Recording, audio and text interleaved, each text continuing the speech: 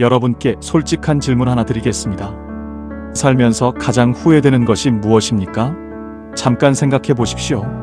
돈을 더 많이 벌지 못한 것일까요? 자식을 더 잘 키우지 못한 것일까요? 아니면 건강을 더 잘 챙기지 못한 것일까요? 그런데요, 오늘 제가 만나뵌 어르신들이 한결같이 하신 말씀이 있습니다. 그분들이 가장 후회하는 것은 돈도, 자식도, 건강도 아니었습니다.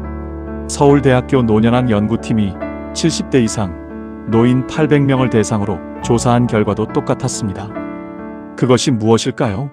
노년에 가장 후회하는 것은 1위가 하지 못한 말이었고, 2위가 가보지 못한 곳이었고, 3위가 화해하지 못한 관계였습니다. 돈이 아니었습니다. 명예가 아니었습니다. 전부 사람과 관계된 것들이었습니다.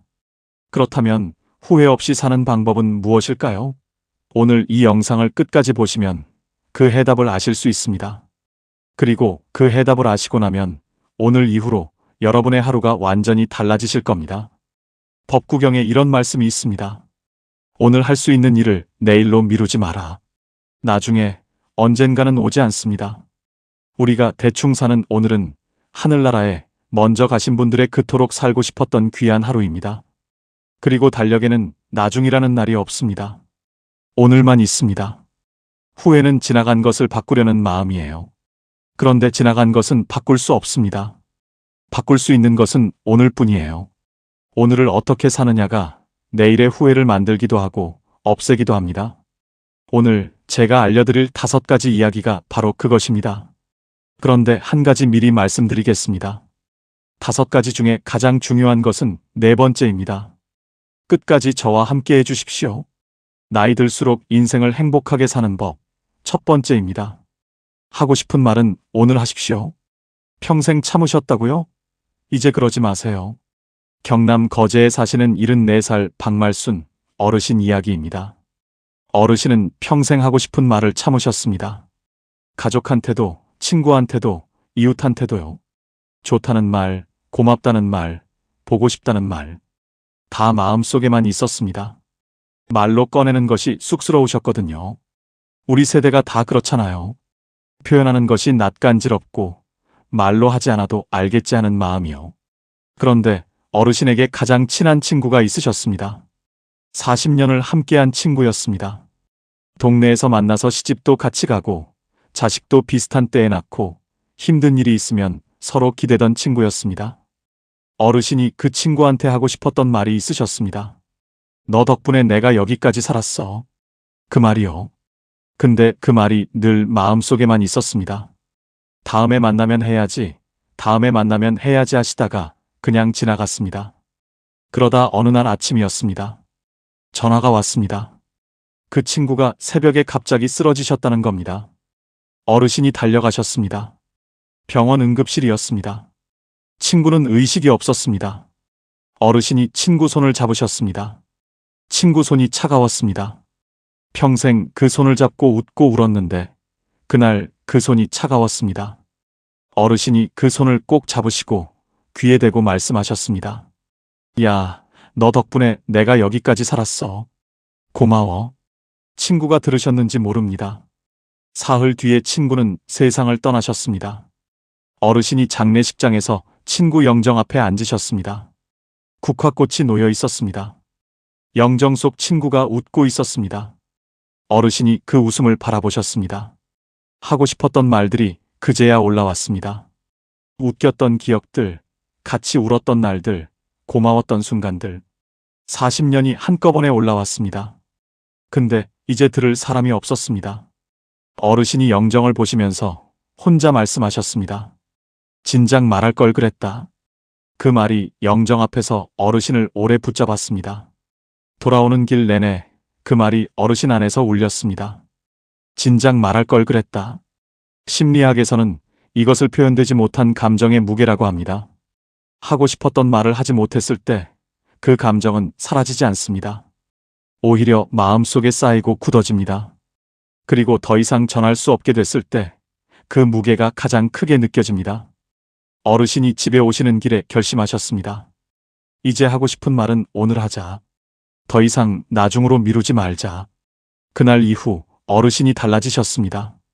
남은 친구들한테 전화를 하기 시작하셨습니다. 그냥요. 보고 싶어서요. 친구가 전화를 받고 깜짝 놀랐습니다. 무슨 일 있어? 어르신이 웃으셨습니다. 아니, 그냥 목소리 듣고 싶어서. 친구가 한참 있다가 말했습니다. 나도 마침 내 생각하고 있었는데. 두 분이 한참을 전화 통화를 하셨습니다. 아무것도 아닌 이야기들을요. 그 전화가 그날 친구의 하루를 바꿨습니다. 자식한테도 달라지셨습니다. 아들이 먼 길을 달려왔을 때 예전엔 그냥 들어오라고만 하셨는데 그날은 문 앞에서 말씀하셨습니다. 왔구나. 보고 싶었어. 아들이 멈칫했습니다. 어머니가 그런 말씀을 하신 게 처음이었거든요. 아들이 아무 말 없이 어르신을 안았습니다. 쇼펜하우어는 이런 말을 했습니다. 우리가 나누는 말 한마디가 상대방의 하루를 바꿀 수 있다. 그런데 그 말을 하지 않으면 아무것도 바뀌지 않는다. 말은 때가 있습니다. 꽃이 피는 때가 있듯 말도 피어야 할 때가 있습니다. 그때를 놓치면 꽃이 지듯 말도 사라집니다. 어르신이 이렇게 말씀하셨습니다. 말은 마음속에 있으면 내 것이지만 꺼내면 두 사람 것이 돼요. 나눠야 두 배가 돼요. 친구한테 못한 말이 평생 후회로 남았어요. 이제는 하고 싶은 말은 오늘 해요. 여러분께 여쭤보고 싶습니다. 지금 이 순간 하고 싶은 말이 있으신 분이 계십니까? 그 말을 오늘 하십시오. 내일로 미루지 마십시오. 그렇다면 두 번째는 무엇일까요? 혹시 가보고 싶으셨던 곳이 있으십니까? 아직 나중으로 미루고 계신 곳이요. 나이 들수록 행복하게 사는 법, 두 번째입니다. 가보고 싶은 곳은 지금 가십시오. 충북 충주에 사시는 77살 김옥순 어르신 이야기입니다. 어르신에게는 꼭 가보고 싶은 곳이 있으셨습니다. 경주였습니다. 어릴 때 교과서에서 불국사 사진을 보고 언젠가는 꼭 가봐야지 했습니다. 결혼하고 나서도 그 마음이 있었습니다. 남편이랑 같이 가야지. 근데 자식들이 어리고 살림이 빠듯하고 몸이 좀 나아지면 하다가 세월이 흘렀습니다. 자식들이 다 크고 나서는 이번엔 남편이 편찮으셨습니다. 남편 몸이 좀 나아지면 가야지. 그러다 남편이 먼저 가셨습니다. 어르신이 남편 떠나보내시고 한동안 멍하게 지내셨습니다. 어느 날 장롱을 정리하시다가 오래된 수첩을 꺼내셨습니다. 거기에 가보고 싶은 곳들이 적혀 있었습니다. 경주 불국사, 전주 한옥마을, 강릉바다. 어르신이 그 수첩을 보시다가 눈물이 나셨습니다. 남편이랑 같이 가려고 적어놨던 것들이었거든요. 이제 혼자 가야 하는데 혼자 가는 게 무슨 의미가 있나 싶으셨습니다. 그냥 수첩을 덮으셨습니다. 그러다 딸이 놀러 왔습니다. 어르신이 그 수첩 이야기를 하셨더니 딸이 말했습니다. 엄마, 혼자 가면 어때요? 어르신이 말씀하셨습니다. 혼자 가는 게 무슨 재미야? 딸이 말했습니다. 가는 게 재미있는 거잖아요. 함께 가는 사람이 없으면 아버지 생각하면서 가면 되잖아요. 어르신이 그 말이 마음에 걸리셨습니다. 며칠을 생각하셨습니다. 그러다 어느 날 아침에 버스표를 예매하셨습니다. 경주 가는 버스요.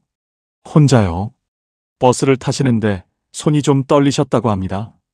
이 나이에 혼자 여행을 가다니 싶으셨습니다. 그래도 가셨습니다.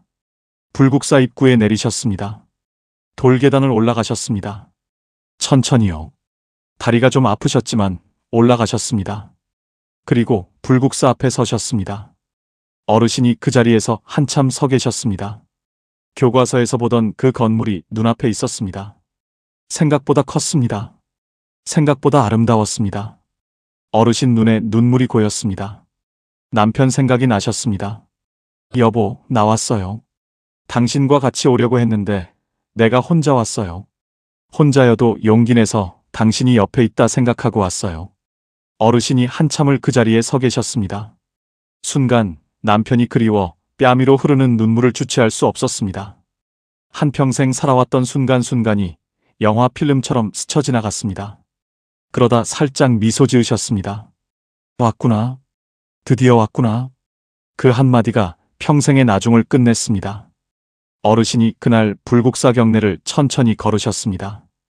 아무도 기다리는 사람이 없었습니다. 빨리 가야 할 이유가 없었습니다. 돌 하나하나를 보시면서 걸으셨습니다. 처마 끝을 보시면서 걸으셨습니다. 그날 어르신이 사진을 찍으셨습니다. 혼자서요. 셀카를요.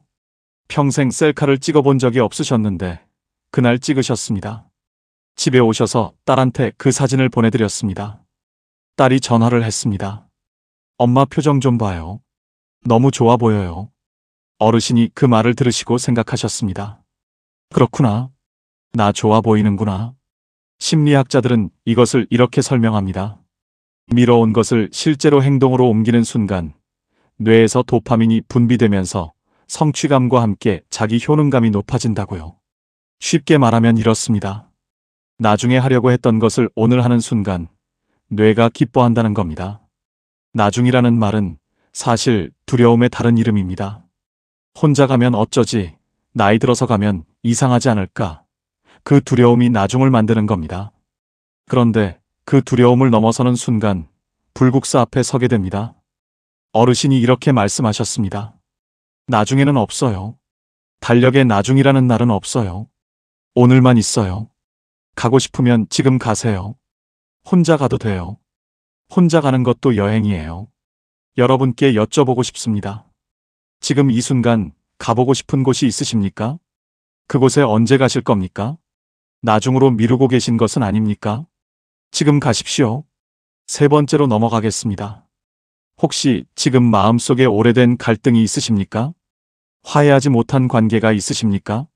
나이 들수록 행복해지는 법 세 번째입니다. 용서는 상대방이 아니라 나를 위한 것입니다.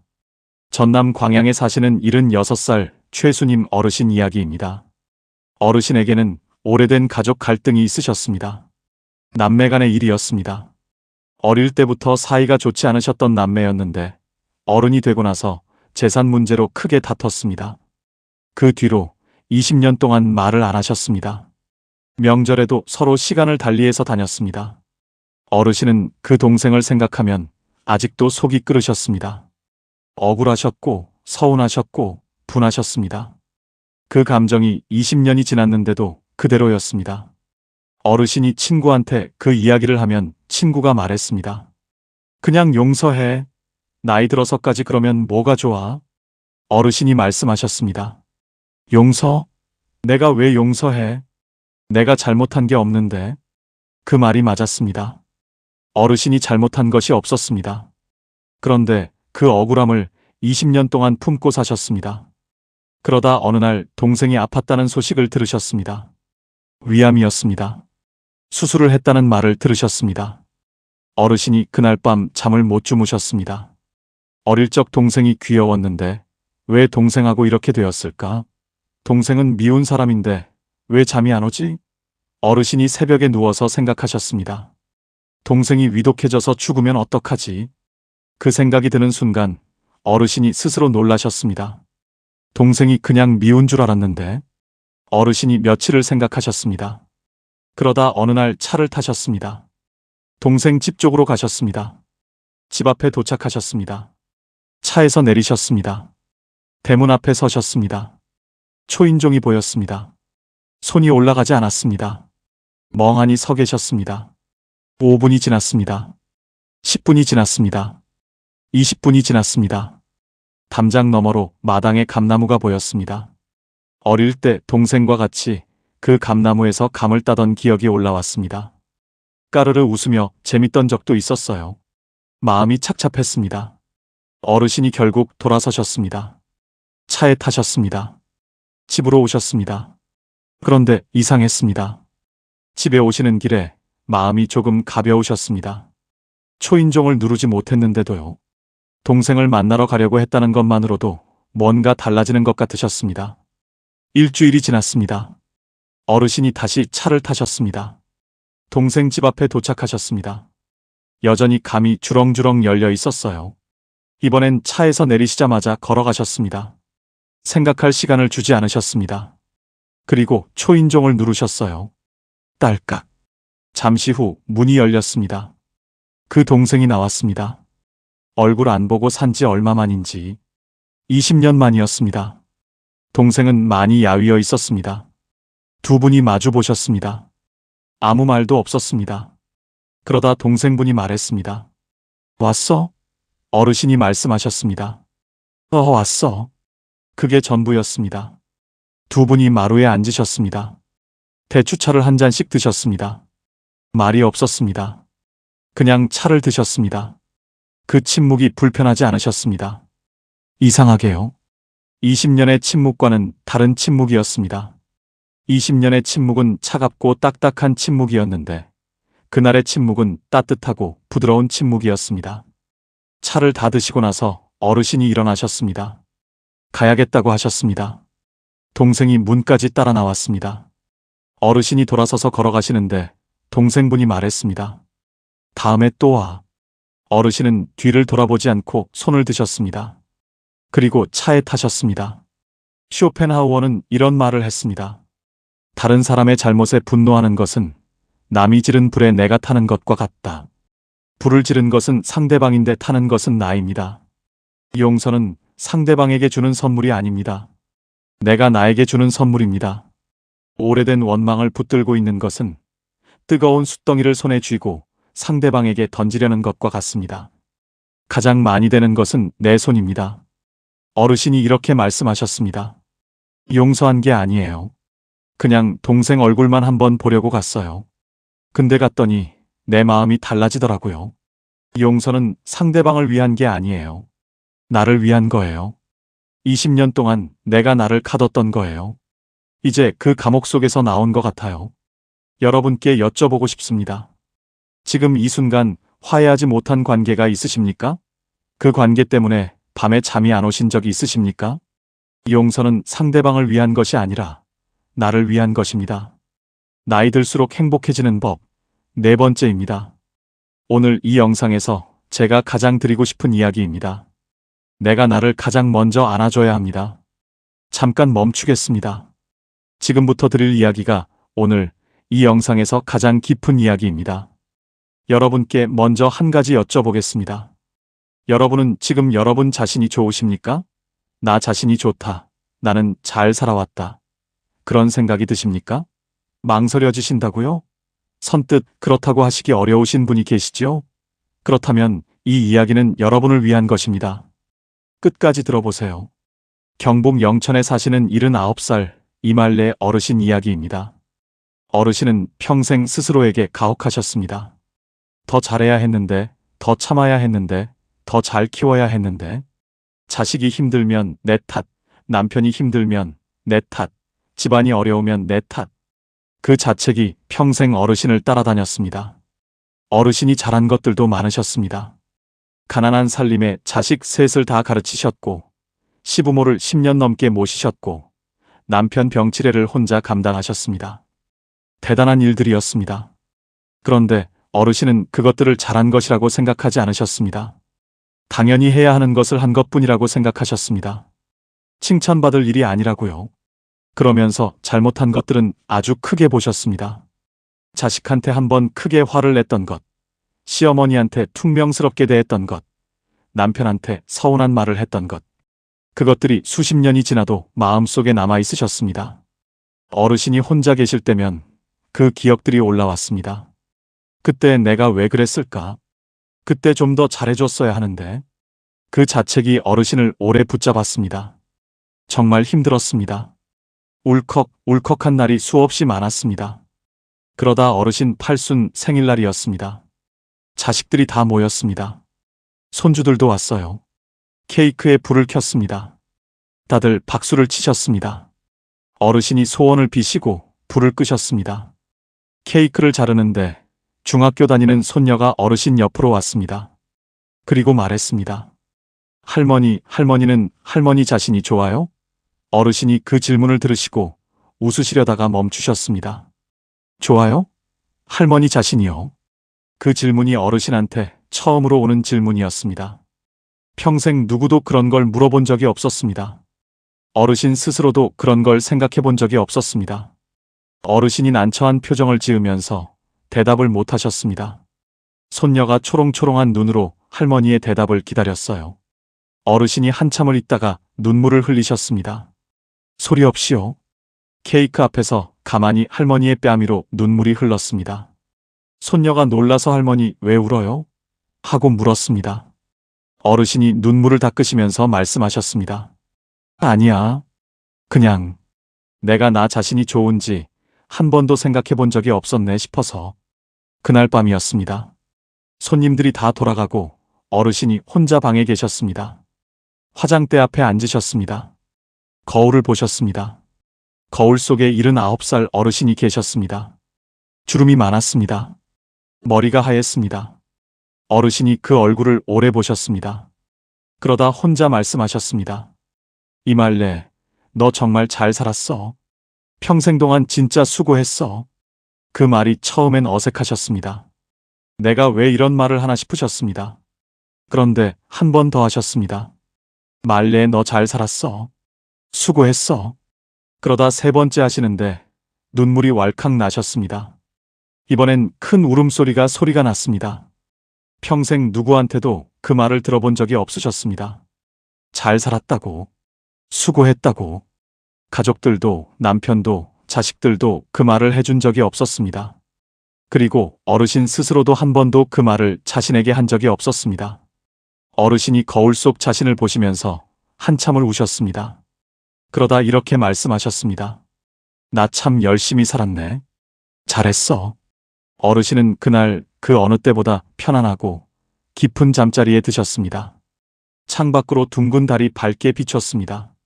보건복지부 노인 정신건강실태조사에 따르면 자기 자신에 대한 긍정적 평가가 낮은 노인일수록 우울감과 고독감이 높고, 반대로 자기 수용도가 높은 노인일수록 삶의 만족도가 3배 이상 높은 것으로 나타났습니다.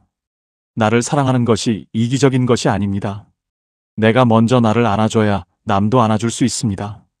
자책은 내가 나를 때리는 것과 같습니다. 남이 나를 때리면 피하면 됩니다. 그런데 내가 나를 때리면 피할 곳이 없습니다. 가장 잔인한 폭력은 자기 자신에게 하는 폭력입니다. 어르신이 이렇게 말씀하셨습니다. 팔순이 돼서야 거울 보면서 잘 살았다고 했어요. 진작 했어야 했는데. 그게 제일 후회돼요. 여러분께 부탁드리고 싶습니다. 오늘 밤 잠드시기 전에 거울을 한번 보십시오. 그리고 자신에게 이렇게 말씀해 주십시오. 잘 살았어. 수고했어. 그 말이 진심이니까요. 거짓이 아니니까요. 이제 마지막입니다. 나이 들수록 행복해지는 법 5번째입니다. 오늘이 가장 젊은 날입니다. 여러분, 지금 이 순간 여러분의 나이가 몇이십니까? 70이십니까? 75이십니까? 80이십니까? 그 나이가 많다고 생각하십니까? 그런데 한 가지 말씀드리겠습니다. 지금 이 순간이 여러분의 남은 인생에서 가장 젊은 때입니다. 내일이 되면 오늘이 가장 젊었던 날이 됩니다. 그러니까 지금 이 순간이 가장 젊습니다. 다산 정약용 선생은 말씀하셨습니다. 지금 이 순간이 남은 인생에서 가장 젊은 때다. 오늘 이 하루를 충분히 살아야 한다. 오늘 4분 어르신을 만났습니다. 친구를 보내고 나서 하고 싶은 말을 오늘 하기 시작하신 박말순 어르신, 혼자 불국사에 가셔서 드디어 왔구나 하신 김옥순 어르신, 20년 만에 형제집 초인종을 누르신 최수님 어르신, 팔순 생일날 밤에 거울 앞에서 처음으로 잘 살았어 하신 이말래 어르신. 그분들이 공통으로 하신 말씀이 있습니다. 진작할 걸 그랬어요. 그 한마디입니다. 하지만 그분들이 또 공통으로 하신 말씀이 있습니다. 그래도 지금이라도 해서 다행이에요. 그 한마디입니다. 후회 없이 사는 것은 거창한 것이 아닙니다. 오늘 하고 싶은 말을 하는 것, 오늘 가보고 싶은 곳에 가는 것, 오늘 용서하는 것, 오늘 나를 안아주는 것, 그리고 오늘이 내 인생에서 가장 젊은 날이라는 것을 아는 것. 그게 전부입니다. 이말래 어르신이 그날 이후 매일 아침 달력을 보십니다. 그리고 오늘 날짜 옆에 이렇게 쓰십니다. 오늘이 가장 젊은 날. 딱 6글자입니다. 그런데 그 6글자가 어르신의 하루를 바꿉니다. 어르신이 이렇게 말씀하셨습니다. 오늘 이 날짜를 쓰고 나면 이상하게 하루가 아깝지 않아요. 그냥 지나가면 안 될 것 같아요. 그래서 뭔가를 하게 돼요. 전화도 하고 어디도 가고 하고 싶은 말도 하고. 그 6글자가 저를 움직이게 해요. 오늘 여러분도 달력을 꺼내십시오. 오늘 날짜 옆에 이렇게 쓰십시오. 오늘이 가장 젊은 날. 그리고 오늘 딱 한 가지만 하십시오. 하고 싶었던 말을 하는 것, 가보고 싶었던 곳에 가는 것, 오래된 관계에 먼저 손을 내미는 것, 아니면 거울 앞에서 잘 살았어 한마디 하는 것. 딱 하나만요. 그 하나가 오늘을 후회 없는 날로 만들어줍니다. 이제 마무리입니다. 오늘 5가지를 함께 들으셨습니다. 하고 싶은 말 오늘 하기, 가보고 싶은 곳 지금 가기, 용서는 나를 위해 하기, 내가 나를 먼저 안아주기, 그리고 오늘이 가장 젊은 날이라는 것 기억하기. 다 거창하지 않습니다. 돈이 드는 것도 없습니다. 여러분이 오늘부터 바로 시작하실 수 있는 것들입니다. 후회는 지나간 것에서 옵니다. 그런데 오늘을 잘 살면 내일의 후회가 줄어듭니다. 그리고 오늘을 잘 산 날들이 쌓이면 어느 날 이렇게 말씀하실 수 있습니다. 나는 후회 없이 살았다고요. 여러분은 지금까지 정말 열심히 사셨습니다. 평생 누군가를 위해 살았고, 평생 뒤에서 받쳐주셨고, 평생 먼저 챙겨주셨습니다. 넘어져도 다시 일어나시고, 억울해도 참으시고, 무서워도 내색하지 않으셨습니다. 그 삶이 이미 대단한 삶입니다. 그러니 오늘 밤 거울 앞에 서서 꼭 이렇게 말씀해 주십시오. 잘 살았어. 수고했어. 그리고 내일 아침 달력에 이렇게 쓰십시오. 오늘이 가장 젊은 날. 그 말이 진심이니까요. 거짓이 아니니까요. 내일은 오늘보다 반드시 더 따뜻하고 빛날 것입니다. 오늘 5가지 중에 가장 가슴에 남으신 것이 무엇인지 댓글로 나눠주십시오. 여러분의 한마디가 지금 이 영상을 혼자 보고 계실 누군가에게 오늘 하루를 살아갈 희망과 이유가 될 수 있습니다. 오늘도 끝까지 함께 해주셔서 진심으로 감사드립니다. 황금노후는 여러분의 행복을 위해 평생 응원하겠습니다. 지금까지 황금노후였습니다. 여러분, 오늘 아침에 눈 뜨자마자 어떤 생각이 드셨나요? 아이고, 오늘은 뭐 하지? 또 하루가 지겹네 하며 한숨부터 나오셨나요?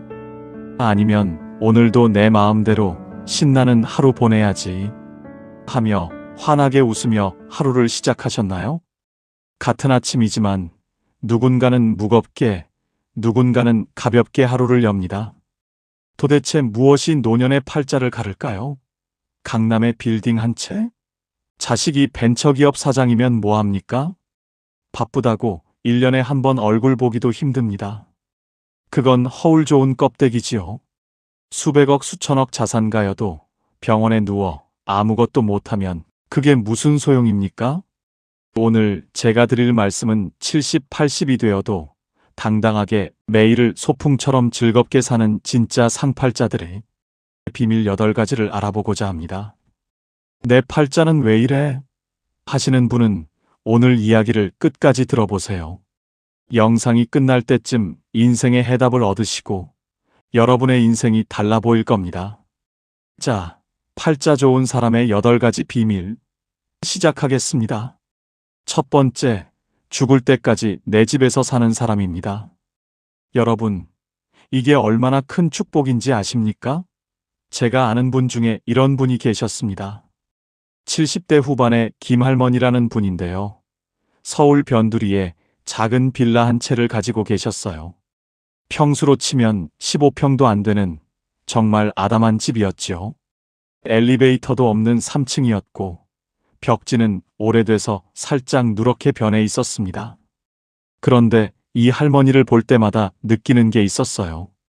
이분은 항상 표정이 편안했습니다.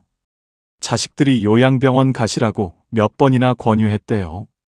어머니, 이제 혼자 계시기 힘드시잖아요. 우리가 좋은 데 알아볼게요. 그런데 할머니는 단호하게 거절하셨답니다. 아니다. 내가 죽더라도 이 집에서 죽을 거다.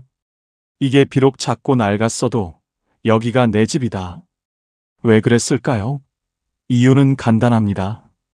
내 집에 있으면 아침에 일어나서 화장실 갈 때 누구 눈치 안 봐도 됩니다. 밤 10시에 배고파서 라면 끓여 먹어도 미안하지 않습니다. TV 볼륨을 조금 크게 틀어도 친구가 갑자기 찾아와도 아무 문제가 없어요. 그런데 자식 집에 가면 어떻습니까? 며느리 눈치, 손주 눈치, 사위 눈치 숨 쉬는 것조차 조심스러워집니다. 요양병원은 또 어떻고요? 아무리 좋은 시설이라 해도 거긴 내 집이 아닙니다. 정해진 시간에 밥 먹고 정해진 시간에 자야 하고 내 마음대로 할 수 있는 게 하나도 없지요. 그래서 말씀드립니다. 내 집이라는 건 단순히 건물 한 채를 의미하는 게 아닙니다. 그건 자유입니다. 존엄입니다. 권력입니다. 아무리 작아도 아무리 낡아도 내 명의로 된 집 한 채가 있다는 것. 그곳에서 내가 하고 싶은 대로 살 수 있다는 것. 이게 바로 노년의 첫 번째 팔자입니다. 혹시 여러분 중에 자식한테 집을 넘겨주신 분 계십니까? 아니면 집을 팔아서 돈을 자식한테 주신 분? 그렇다면 한번 생각해 보세요. 지금 여러분은 어디에 살고 계십니까? 자식이 마련해준 집에 살고 계시다면 그게 과연 진짜 내 집일까요? 물론 효자 효녀들이야 부모님 모시는 걸 당연하게 여기겠지만 문제는 여러분의 마음입니다. 아무리 자식이 잘해줘도 내 명의가 아니면 마음 한구석이 늘 불편합니다. 내가 여기 있어도 되나 이런 생각이 자꾸 들거든요. 저는 어르신들한테 항상 이렇게 말씀드립니다. 집은 마지막까지 절대 넘기지 마세요. 그게 여러분의 생명줄입니다. 조금 강한 표현 같지만 이게 현실입니다. 내 집이 있어야 자식들 앞에서도 당당할 수 있고 내 인생의 마지막까지 주도권을 쥘 수 있습니다. 김할머니는 결국 그 작은 빌라에서 85세까지 사시다가 어느 봄날 아침 편안하게 돌아가셨습니다. 자식들이 발견했을 때 할머니는 당신이 평생 좋아하시던 베란다 자리에 앉아 계셨대요. 창문 너머로 아침 햇살이 쏟아지는 그 자리에서 말이지요. 장례식장에서 들은 이야기인데 할머니의 큰딸이 이렇게 말씀하시더군요. 어머니는 평생 당신이 원하는 대로 사셨어요. 마지막까지도요. 그게 어머니가 우리한테 주신 가장 큰 선물이에요. 내 집. 그게 얼마나 큰 축복인지 혹시 여러분은 생각해 보신 적이 있으신가요? 두 번째, 매달 꼬박꼬박 나오는 연금이 있는 사람입니다. 이게 정말 중요합니다. 왜냐하면 돈이라는 게 나이 들수록 단순히 물질적 가치를 넘어서거든요. 그건 자존심이고 자유이고 때로는 관계를 지키는 방패막이가 되기도 합니다. 제가 아는 두 분의 어르신 이야기를 해드리겠습니다. 비슷한 나이, 비슷한 환경인데 삶의 질이 완전히 다른 두 분이었어요. 한 분은 박할아버지, 평생 공무원으로 일하시다 정년 퇴임하신 분입니다. 매달 200만 원 정도의 연금이 나오셨지요. 또 한 분은 이 할아버지, 자영업을 하시다가 80 가까이 되어 은퇴하신 분인데 연금이 없으셨습니다. 자식들이 한 달에 50만 원씩 용돈을 드렸어요. 겉으로 보기엔 박할아버지가 돈이 더 많으니까 당연히 더 여유롭겠지 생각하실 겁니다. 맞습니다. 그런데 여기엔 돈의 액수보다 더 중요한 차이가 있었어요. 바로 누구 이름으로 나오는 돈인가 하는 겁니다. 박할아버지는 매달 20일이 되면 본인 통장으로 연금이 들어왔습니다. 아무한테도 손 벌릴 필요 없이 그냥 국가에서 정확히는 당신이 평생 일한 대가로 자동으로 입금되는 돈이었지요. 할아버지는 그 돈으로 마트에서 장도 보시고 가끔 친구들 만나면 밥도 사시고 손주들한테 용돈도 주셨습니다. 누가 뭐라 하지 않아도 당신이 원하는 대로 쓰셨어요. 반면 이 할아버지는 어땠을까요? 매달 첫째 주 일요일 자식들이 모이는 날이면 큰아들이 봉투를 건네주었습니다. 아버지, 이번 달 용돈이요. 그 순간 할아버지 표정이 어땠는지 아십니까? 고맙긴 한데 어딘가 모르게 기가 죽어 보이셨어요. 봉투를 받으면서 고맙다, 고맙다 연신 말씀하시는데 그 고마움 뒤에 미안함이 묻어 있었습니다. 자식들도 억지로 주는 건 아니었지만 이 할아버지는 늘 눈치가 보이셨던 거지요. 더 안타까운 건 이 할아버지는 그 50만 원을 쓰는 것조차 조심스러워 하셨다는 겁니다. 애들이 번 돈인데 하시면서 본인 몸이 아파도 병원 가는 걸 미루시고 친구 만나는 것도 자제하셨어요. 돈의 액수가 문제가 아니었습니다. 내 돈이 아니라 자식 돈이라는 생각 때문에 그 돈을 쓸 때마다 마음에 빚이 쌓였던 겁니다. 여러분, 이게 연금의 힘입니다. 연금은 단순히 생활비가 아닙니다. 그건 노년의 자존심을 지켜주는 강력한 무기예요. 내 이름으로 나오는 돈이 있다는 것, 그래서 자식한테 손 안 벌려도 된다는 것, 이게 얼마나 큰 위안인지 모릅니다. 그래도 자식이 효자인데 뭐 어때요? 자식한테 받으면 되지. 이렇게 생각하실 수도 있습니다. 물론 그럴 수도 있지요. 하지만 말입니다. 아무리 효자라도 그 돈을 받을 때마다 부모 마음 한구석은 불편합니다. 사람이란 게 원래 그렇습니다. 베푸는 사람보다 받는 사람이 더 마음이 무겁거든요. 특히 나이 들면 자식한테 짐이 되고 싶지 않은 게 부모 마음 아니겠습니까? 그래서 제가 감히 말씀드립니다. 여러분이 지금 50대, 60대 초반이시라면 연금 준비를 꼭 하세요. 국민연금이든 개인연금이든 뭐든 상관없습니다. 중요한 건 매달 자동으로 나오는 돈을 만들어 놓는 겁니다. 그게 80대의 여러분을 지켜줄 겁니다. 그리고 이미 70대, 80대가 되신 분들, 혹시 지금 자식들한테 용돈 받고 계신가요? 그렇다면 자식들한테 너무 미안해하지 마세요. 여러분이 그 자식들 키우느라 얼마나 고생하셨습니까? 밤낮으로 일하고 끼니 걸으면서 학원비 댔고 아플 때도 참으면서 자식들 입혔고 먹였잖아요. 그러니 지금 받는 용돈은 빚을 받는 게 아니라 그저 당연한 되갚음일 뿐입니다.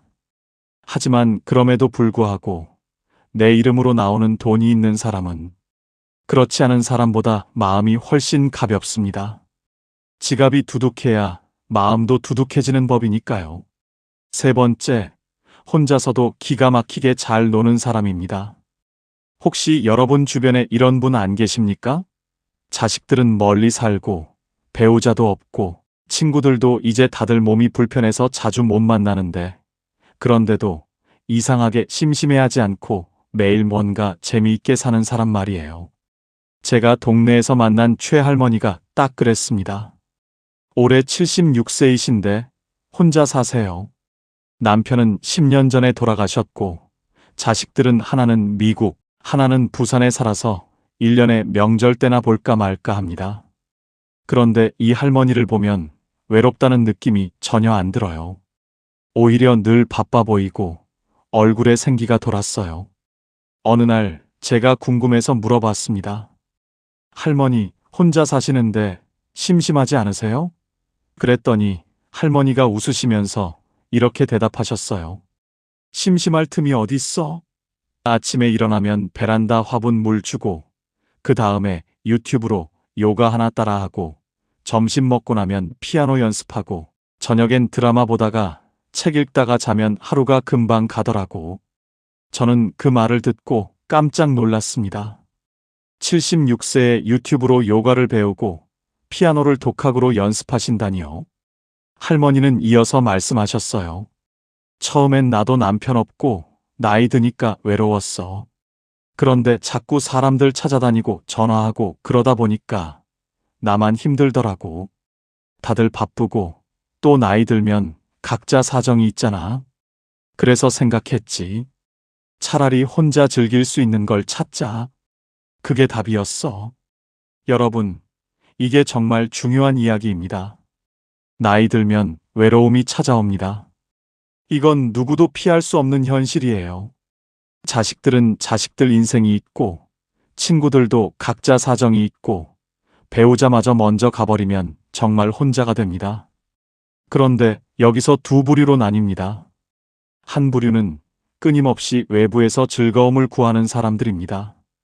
자식한테 전화하고, 나 심심하다 하고, 친구들한테 매일 연락하고. 그런데 이게 문제가 뭐냐면 상대방이 내 기대만큼 반응해주지 않으면 실망하고 서운해지거든요. 내가 이렇게 외로운데 자식들은 왜 안 오나, 친구는 왜 연락 안 하나 하면서 마음에 상처만 쌓이게 됩니다. 또 한 부류는 혼자서도 즐거움을 만들어내는 사람들입니다. 최할머니처럼 말이지요. 이런 분들은 타인에게 행복을 구걸하지 않습니다. 본인이 스스로 즐거움의 원천이 되는 거예요. 텃밭 가꾸기, 그림 그리기, 악기 배우기, 독서, 글쓰기, 유튜브 보기, 뭐든 상관없습니다. 중요한 건 그 시간이 온전히 내 것이고 내가 주도하는 시간이라는 점입니다. 철학자 쇼펜하우어가 이런 말을 했습니다. 홀로 있을 수 있는 사람만이 자유롭다. 나이 들어 진짜 자유로운 사람은 누구한테 기대지 않아도 되는 사람입니다. 물론 사람은 사회적 동물이니까 완전히 혼자 살 수는 없지요. 하지만 적어도 혼자 있는 시간이 고통이 아니라 축복이 되어야 노년이 편안합니다. 여러분, 혹시 지금 혼자 있는 게 두렵지는 않으신가요? 자식들이 안 오면 불안하고, 친구가 연락 안 하면 서운하고, TV만 켜놓고 하루 종일 멍하니 시간 보내고 계시진 않으신가요? 그렇다면 지금부터라도 찾아보세요. 내가 정말 좋아하는 게 뭔지, 시간 가는 줄 모르고 빠져드는 게 뭔지, 그게 바로 여러분의 노년을 지켜줄 무기가 될 겁니다. 혼자서도 기가 막히게 잘 노는 사람. 그런 사람은 외롭지 않습니다. 아니, 정확히 말하면 고독을 즐길 줄 압니다. 고독과 외로움은 다릅니다. 외로움은 고통이지만 고독은 선물이거든요. 네 번째, 돈 걱정 없이 두 다리 뻗고 잠드는 사람입니다. 여기서 오해하지 말아야 할 게 있습니다. 제가 말하는 건 수십억 자산가가 되라는 게 아니에요. 그저 분수에 맞게 쓸 돈이 준비되어 있으면 된다는 겁니다. 강 할아버지라는 분이 계셨습니다. 평생 중소기업에서 일하시다 은퇴하셨는데 재산이라고 해봐야 작은 아파트 한 채와 예금 몇 천만 원이 전부였어요. 자식들한테 물려줄 만한 큰 돈도 없고 해외여행 다닐 여유도 없었습니다. 하지만 이 할아버지는 늘 마음이 편안해 보이셨어요. 제가 어느 날 여쭤봤습니다. 할아버지, 노후 준비 잘하신 것 같아요. 그랬더니 할아버지가 이렇게 말씀하셨습니다. 잘하긴. 나 별로 가진 거 없어. 그냥 내일 먹을 쌀 걱정 안 하고 아프면 병원 갈 돈 있고 가끔 손주들 용돈 줄 수 있으면 그걸로 됐지 뭐. 욕심 안 내면 사는 게 별로 안 힘들더라고. 여러분, 이게 핵심입니다. 노후에 필요한 돈은 생각보다 많지 않습니다. 물론 병원비, 생활비, 여가비 이런 것들이 필요하긴 하지만 가장 중요한 건 마음의 안정이에요. 내일 당장 쌀이 떨어질까봐 조마조마하지 않고 갑자기 아파도 병원 갈 돈이 있다는 확신, 이게 노년의 평화를 만듭니다. 반대로 돈은 많은데 불안한 사람들도 있습니다. 제가 아는 한 할머니는 자식들한테 이미 재산을 다 물려주셨어요.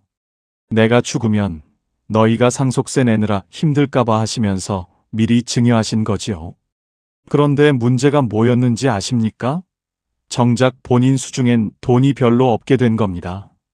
자식들이 효자고 효녀니까 생활비는 대주지만 그래도 할머니는 늘 불안하셨어요. 내가 오래 살면 애들한테 짐이 되는 거 아닐까? 이런 걱정에 밤잠을 설치셨다고 합니다. 여기서 우리가 배울 교훈이 있습니다. 자식한테 재산을 물려주는 건 좋은데 본인 몫은 반드시 남겨놔야 한다는 겁니다. 죽는 날까지 본인이 쓸 돈은 본인이 직접 쥐고 있어야 해요. 그래야 자식들 앞에서도 당당하고 갑자기 목돈이 필요해도 누구한테 손 안 벌립니다. 돈이라는 건 이상합니다. 있으면 있는 대로 없으면 없는 대로 사는 게 인생인데 막상 노년이 되면 돈이 단순한 물질이 아니라 심리적 안전망이 되거든요. 통장에 찍힌 숫자가 많고 적음을 떠나서 나 지금 괜찮아. 당분간 걱정 없어. 이렇게 생각할 수 있느냐 없느냐가 삶의 질을 완전히 바꿔놓습니다. 그래서 말씀드립니다. 여러분이 지금 60대, 70대 초반이시라면 자식한테 미리 다 주지 마세요. 집도 그렇고 현금도 그렇고 최소한 본인이 90세, 100세까지 살 거 생각하고 넉넉하게 남겨두세요. 자식들이 아버지, 어머니, 증여하면 세금 절약돼요. 이렇게 말할 수도 있는데 절대 속지 마세요.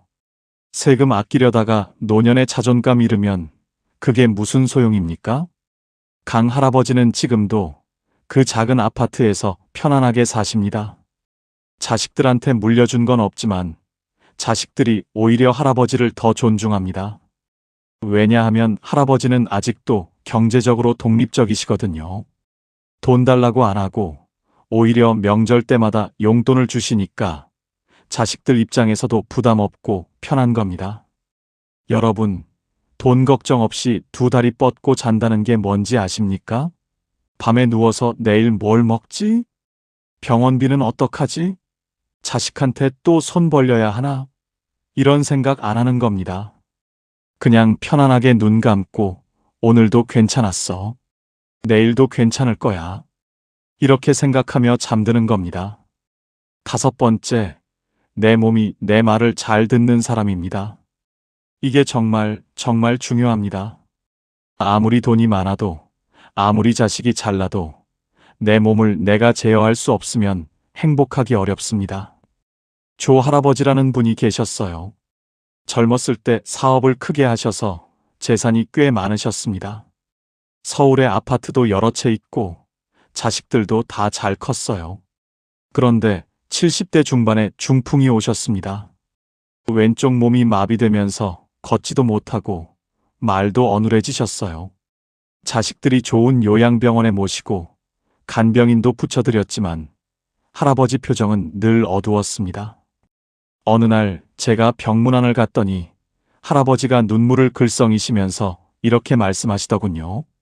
말이 잘 안 나오셔서 한참을 애쓰셨는데 간신히 이렇게 말씀하셨습니다. 돈이 소용없더라. 화장실도 혼자 못 가는데. 그 말을 듣고 저는 가슴이 먹먹했습니다. 평생 돈 벌느라 고생하시고 자식들 잘 키우시고 이제 편하게 사실 나이인데 정작 본인 몸을 본인이 컨트롤할 수 없으니 모든 게 무의미해진 겁니다. 반대로 윤 할머니는 어떠셨는지 말씀드리겠습니다. 올해 82세이신데 재산은 별로 없으세요. 작은 전셋집에서 혼자 사시는데 이 할머니는 매일 아침 30분씩 산책을 하십니다. 무릎도 좀 안 좋고 허리도 가끔 아프시지만 그래도 지팡이 짚고 천천히 동네 한 바퀴 도시는 겁니다. 그리고 집에 와서 혼자 밥 해 드시고 청소하시고 빨래하시고 모든 걸 혼자 하세요. 제가 물어봤습니다. 할머니, 힘드시지 않으세요? 할머니가 웃으시면서 말씀하셨어요. 힘들긴 한데 그래도 내 몸이 내 말을 들으니까 다행이지. 요새 내 또래들 보면 다들 누워 지내거나 휠체어 타고 다니는데 나는 비록 느려도 내 발로 걷잖아. 그게 얼마나 큰 행운인지 몰라. 여러분, 이게 노년의 진실입니다. 건강이 전부는 아니지만 건강 없이는 아무것도 의미가 없습니다. 아무리 좋은 집에 살아도 침대에서 못 일어나면 무슨 소용이고 아무리 맛있는 음식이 있어도 씹지 못하면 무슨 의미가 있겠습니까? 아무리 자식들이 효자라 해도 본인이 화장실도 혼자 못 가면 얼마나 서럽고 창피하겠습니까? 그래서 지금부터라도 여러분 몸을 아끼셔야 합니다. 젊었을 때는 몸이 튼튼해서 조금 무리해도 금방 회복되지만 나이 들면 한번 망가진 몸은 다시 돌이키기 힘듭니다. 무릎이 아프면 무리하지 말고 허리가 안 좋으면 쉬고 당뇨가 있으면 음식 조절하고 고혈압이 있으면 약 꼬박꼬박 챙겨 드시고 나 이제 늙었는데 뭐 건강 관리를 해? 이렇게 포기하시는 분들이 계시는데 절대 그러지 마세요. 70대도 80대도 지금부터 관리하면 달라집니다. 물론 젊었을 때처럼 팔팔하게 되진 않겠지만 적어도 내가 하고 싶은 걸 내 몸으로 할 수 있는 상태는 유지할 수 있습니다. 윤 할머니는 82세에도 본인이 먹고 싶은 반찬을 직접 만들어 드시고 청소하시고 빨래하시고 산책도 하십니다. 물론 예전처럼 빠르게 못 하시고 중간중간 쉬면서 하시지만 그래도 본인이 직접 하신다는 게 중요합니다. 그게 자존감을 지켜줍니다. 나 아직 쓸모 있어. 아직 할 수 있어. 이런 생각이 노년을 버티게 해주는 힘이거든요. 내 몸이 내 말을 잘 듣는 사람. 비록 여기저기 쑤시고 아파도 그래도 내가 원하는 대로 움직일 수 있다면 그것만으로도 엄청난 축복입니다. 여섯 번째, 부탁하지 않아도 되는 사람입니다. 나이 들수록 가장 서러운 순간이 언제인지 아십니까? 바로 누군가에게 뭔가를 부탁해야 할 때입니다. 장할머니라는 분이 계셨습니다. 혼자 사시는데 어느 날 은행에 가셔야 할 일이 있으셨대요. 요새는 은행도 다 인터넷으로 하고 ATM 기계로 하라고 하는데 할머니는 그런 거 잘 모르시거든요. 그래서 딸한테 전화하셨습니다. 애야, 미안한데 내일 시간 좀 내서 은행 좀 같이 가줄 수 있니? 딸은 당연히 그럼요. 엄마하고 흔쾌히 대답했지만 할머니는 전화 끊고 나서 한숨을 쉬셨대요. 애도 바쁜데 자꾸 이런 거 부탁하면 귀찮아 하겠지. 여러분, 이게 노년의 현실입니다. 나이 들면 혼자 하기 어려운 일들이 생깁니다. 스마트폰 사용법도 어렵고, 인터넷 뱅킹도 어렵고, 관공서 서류 작성하는 것도 복잡하고, 그럴 때마다 자식이나 지인에게 부탁해야 하는데, 그게 입이 안 떨어지는 겁니다. 자존심도 상하고, 미안하기도 하고, 또 거절당할까봐 두렵기도 하고. 그런데 말입니다. 어떤 분들은 부탁을 거의 안 합니다. 왜냐하면 미리미리 준비를 해놨거든요. 예를 들어 요즘 시대에 맞춰서 스마트폰 사용법을 조금씩이라도 배워놓은 분들, 인터넷 뱅킹을 천천히라도 혼자 할 수 있는 분들, 혹은 동사무소 가서 서류 작성할 때 직원한테 물어보면서라도 혼자 처리할 수 있는 분들, 이런 분들은 자식들한테 연락하는 빈도가 훨씬 적습니다. 나이 들었는데 무슨 스마트폰을 배워 하시는 분들 계시는데 천만의 말씀입니다. 지금이라도 배우세요. 완벽하게 못해도 됩니다. 그냥 기본적인 것만이라도 하시면 됩니다. 전화 걸기, 문자 보내기, 사진 찍기, 유튜브 보기, 은행 앱에서 잔액 확인하기. 이 정도만 하셔도 자식한테 부탁할 일이 절반으로 줍니다. 그리고 또 하나 중요한 게 있습니다. 병원 갈 때예요. 나이 들면 병원 갈 일이 많아지는데 그때마다 자식한테 병원 같이 가자 하면 자식들도 부담스럽습니다.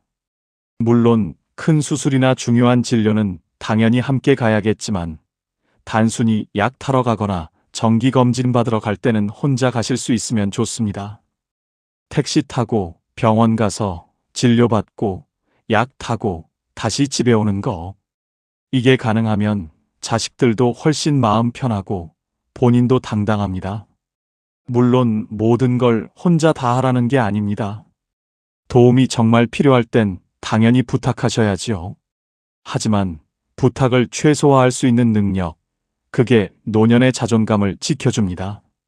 나 아직 혼자 할 수 있어. 아직 쓸모 있어. 이런 생각이 우리를 젊게 만들거든요. 부탁하지 않아도 되는 사람. 누군가에게 고맙지만 미안하지 않은 노후. 이게 여섯 번째 팔자입니다. 일곱 번째, 오늘 하루를 이유 없이 만족하는 사람입니다. 이게 사실 가장 어려우면서도 가장 중요한 팔자일지도 모릅니다. 여러분, 혹시 요즘 이런 생각하시진 않으신가요? 오늘 뭐 특별한 일도 없었는데 그냥 평범하게 밥 먹고 TV 보고 그렇게 하루가 갔네 그러면서 왠지 허전하고 공허한 느낌. 뭔가 의미 있는 일을 해야 할 것 같은데 막상 하루를 돌아보면 별로 한 게 없는 것 같고 이런 마음 말입니다. 그런데 정할아버지는 다르셨습니다. 올해 78세이신데 이분은 특별한 취미도 없고 큰 계획도 없으세요. 그냥 아침에 일어나서 세수하고 아침 먹고 동네 한 바퀴 걷고 점심 먹고 낮잠 자고 저녁 먹고 TV 보다가 책 조금 읽고 주무세요. 매일 똑같은 일상입니다. 제가 물어봤습니다. 할아버지, 매일 똑같은데 심심하지 않으세요? 할아버지가 웃으시면서 이렇게 대답하셨어요. 심심하긴. 근데 있잖아. 나 이 나이까지 살면서 깨달은 게 하나 있어. 특별한 일이 없다는 게 얼마나 큰 행운인지. 아프지 않고, 배고프지 않고, 추위에 떨지 않고, 그냥 평범하게 하루를 보낼 수 있다는 게 사실은 기적이더라고. 여러분, 이게 정말 중요한 깨달음입니다. 우리는 평생을 뭔가 특별한 것을 추구하며 살아왔습니다. 더 좋은 직장, 더 큰 집, 더 많은 돈, 자식들의 성공. 늘 무언가를 향해 달려왔죠. 그런데 나이 들면 이제 더 이상 추구할 게 별로 없어집니다. 직장도 은퇴했고, 집도 정해졌고, 자식들도 다 컸고, 그러니까 갑자기 허전해지는 겁니다. 이제 뭘 하며 살지? 하지만 정할아버지는 다른 관점을 가지고 계셨습니다. 뭘 하며 사나가 아니라 살아있다는 것 자체에 감사하신 거예요. 아침에 눈 떠서 따뜻한 물로 세수할 수 있고, 밥을 씹어 먹을 수 있고, 동네를 걸을 수 있고, 햇볕을 쬐을 수 있고, 밤에 편안하게 잠들 수 있는 것. 이게 다 특별한 일이라고 생각하신 겁니다. 조선시대 학자 정약용 선생이 이런 말씀을 하셨습니다. 평범한 하루가 쌓여 비범한 인생이 된다. 매일 특별한 일이 있어야 행복한 게 아니라 평범한 하루를 감사히 받아들일 수 있는 마음이 진짜 행복이라는 뜻이겠지요. 그래서 말씀드립니다. 여러분, 오늘 하루 특별한 일 없으셨나요? 그럼 그게 오히려 감사한 일입니다. 큰 사고 없었고, 큰 병 걸리지 않았고, 자식들한테 나쁜 소식 없었고, 그냥 조용히 하루가 지나갔다면 그게 바로 축복입니다. 기대가 크지 않으니까 실망도 적고, 욕심이 적으니까 마음이 가볍고, 그렇게 살다 보면 늙을수록 더 편안해집니다. 과거에 그때 내가 이렇게 했으면 저 사람은 좋겠다. 나는 왜 이 모양인가, 이런 생각들 이제 내려놓으세요. 그런 생각들이 우리를 늙게 만듭니다. 비교하고 후회하고 부러워하는 그 순간, 우리는 지금 이 순간을 놓치게 됩니다. 그리고 지금 이 순간이 사실은 가장 소중한 건데 말이죠. 오늘 하루를 이유 없이 만족하는 사람. 특별한 이벤트 없어도 따뜻한 밥 한 끼, 햇볕 드는 오후, 조용한 밤이면 오늘도 괜찮다고 말할 수 있는 사람입니다. 마지막 8번째, 정리할 줄 아는 사람입니다. 이건 좀 냉정하게 들릴 수도 있는데 사실은 매우 중요한 이야기입니다. 홍할머니라는 분이 계셨습니다. 이분은 평생 친구 관계를 매우 소중히 여기신 분이었어요. 젊었을 때부터 친구들과 자주 만나고 연락하고 모임도 열심히 참석하셨지요. 그런데 70대 중반이 되면서 할머니는 점점 피곤해지기 시작하셨습니다. 왜냐하면 친구들 중에 몇 분은 할머니를 만날 때마다 자기 자식 자랑만 하시고 또 몇 분은 늘 부정적인 이야기만 하셨거든요. 우리 며느리가 얼마나 못됐는지 아냐? 요새 세상 정말 살기 힘들어. 나 요즘 이것저것 다 아파서 죽을 것 같아. 만날 때마다 이런 이야기만 듣다 보니 할머니는 친구 만나고 나면 오히려 기분이 안 좋아졌습니다. 어느 날 할머니가 결심을 하셨습니다. 이제 나도 나이 들었는데 힘든 관계까지 억지로 유지할 필요 없겠다. 그래서 조용히 서서히 연락을 줄이기 시작하셨어요. 먼저 전화 안 하고 모임 참석도 빼기 시작하고 처음엔 좀 미안하고 불안하셨대요. 내가 너무 이기적인 건가? 친구들이 서운해하면 어떡하지? 그런데 시간이 지나니까 오히려 마음이 편해지더랍니다. 지금 할머니는 진짜 편한 친구 2~3명하고만 연락하며 지내십니다. 만나면 서로 기분 좋아지고 웃음이 나오고 헤어질 때 아쉬운 그런 친구들이요. 할머니가 말씀하시더군요. 나이 들수록 사람은 많을수록 좋은 게 아니더라. 편한 사람만 남아야 해. 외로움보다 더 사람을 늙게 만드는 건 억지 관계에서 오는 피로야. 여러분, 이게 정말 현명한 말씀입니다. 우리는 어렸을 때부터 친구는 많을수록 좋다. 인간관계가 중요하다, 이런 말을 들으며 자랐습니다. 물론 틀린 말은 아니에요. 하지만 나이 들면 이야기가 달라집니다. 체력도 떨어지고 시간도 한정되어 있는데 굳이 불편한 관계까지 유지하면서 스트레스 받을 필요가 없는 겁니다. 불편한 관계란 무엇일까요? 만나고 나면 기분이 안 좋아지는 사람, 늘 나한테 뭔가를 요구하는 사람, 내 이야기는 안 듣고 자기 이야기만 하는 사람, 나를 깎아내리거나 비교하는 사람. 이런 사람들은 과감히 정리하셔야 합니다. 나이 들어서까지 그런 사람들한테 에너지 쏟을 여유가 없습니다. 그래도 오랜 친구인데 어떻게 그렇게 하냐 하실 수도 있습니다. 물론 오랜 인연이 소중하긴 하지요. 하지만 여러분, 오래 안다고 해서 꼭 좋은 관계는 아닙니다. 오히려 오래된 관계일수록 서로 습관적으로 상처 주고받는 경우도 많거든요. 그런 관계라면 정리하는 게 서로에게 좋을 수도 있습니다. 그렇다고 싸우거나 절교 선언할 필요는 없습니다. 그냥 조용히 연락을 줄이면 됩니다. 먼저 전화 안 하고, 모임 참석 안 하고, 그렇게 자연스럽게 멀어지면 됩니다. 처음엔 미안하고 불안할 수 있는데, 조금 지나면, 아, 이게 편하구나 하는 걸 느끼실 겁니다. 그리고 중요한 건 사람을 정리한다고 해서 외로워지는 게 아니라는 겁니다. 오히려 정리하고 나면 진짜 소중한 사람들이 보입니다. 만나면 편하고 웃음이 나오고 서로 힘이 되는 그런 사람들 말이지요. 그런 사람 한두 명만 있어도 노년은 외롭지 않습니다. 연락이 줄어도 불안하지 않은 사람, 혼자여도 초조하지 않은 사람, 불편한 관계는 조용히 내려놓을 줄 아는 사람. 이런 사람은 이미 팔자를 다 타고난 사람입니다. 자, 여러분. 지금까지 나이 들어 세상에서 가장 팔자 좋은 사람의 8가지 특징에 대해 말씀드렸습니다. 다시 한번 정리해 볼까요? 첫째, 죽을 때까지 내 집에서 사는 사람. 둘째, 매달 꼬박꼬박 나오는 연금이 있는 사람. 셋째, 혼자서도 기가 막히게 잘 노는 사람. 넷째, 돈 걱정 없이 2다리 뻗고 잠드는 사람. 다섯째, 내 몸이 내 말을 잘 듣는 사람. 여섯째, 부탁하지 않아도 되는 사람. 일곱째, 오늘 하루를 이유 없이 만족하는 사람. 여덟째, 사람을 정리할 줄 아는 사람. 혹시 여러분은 이 중에서 몇 가지나 가지고 계신가요?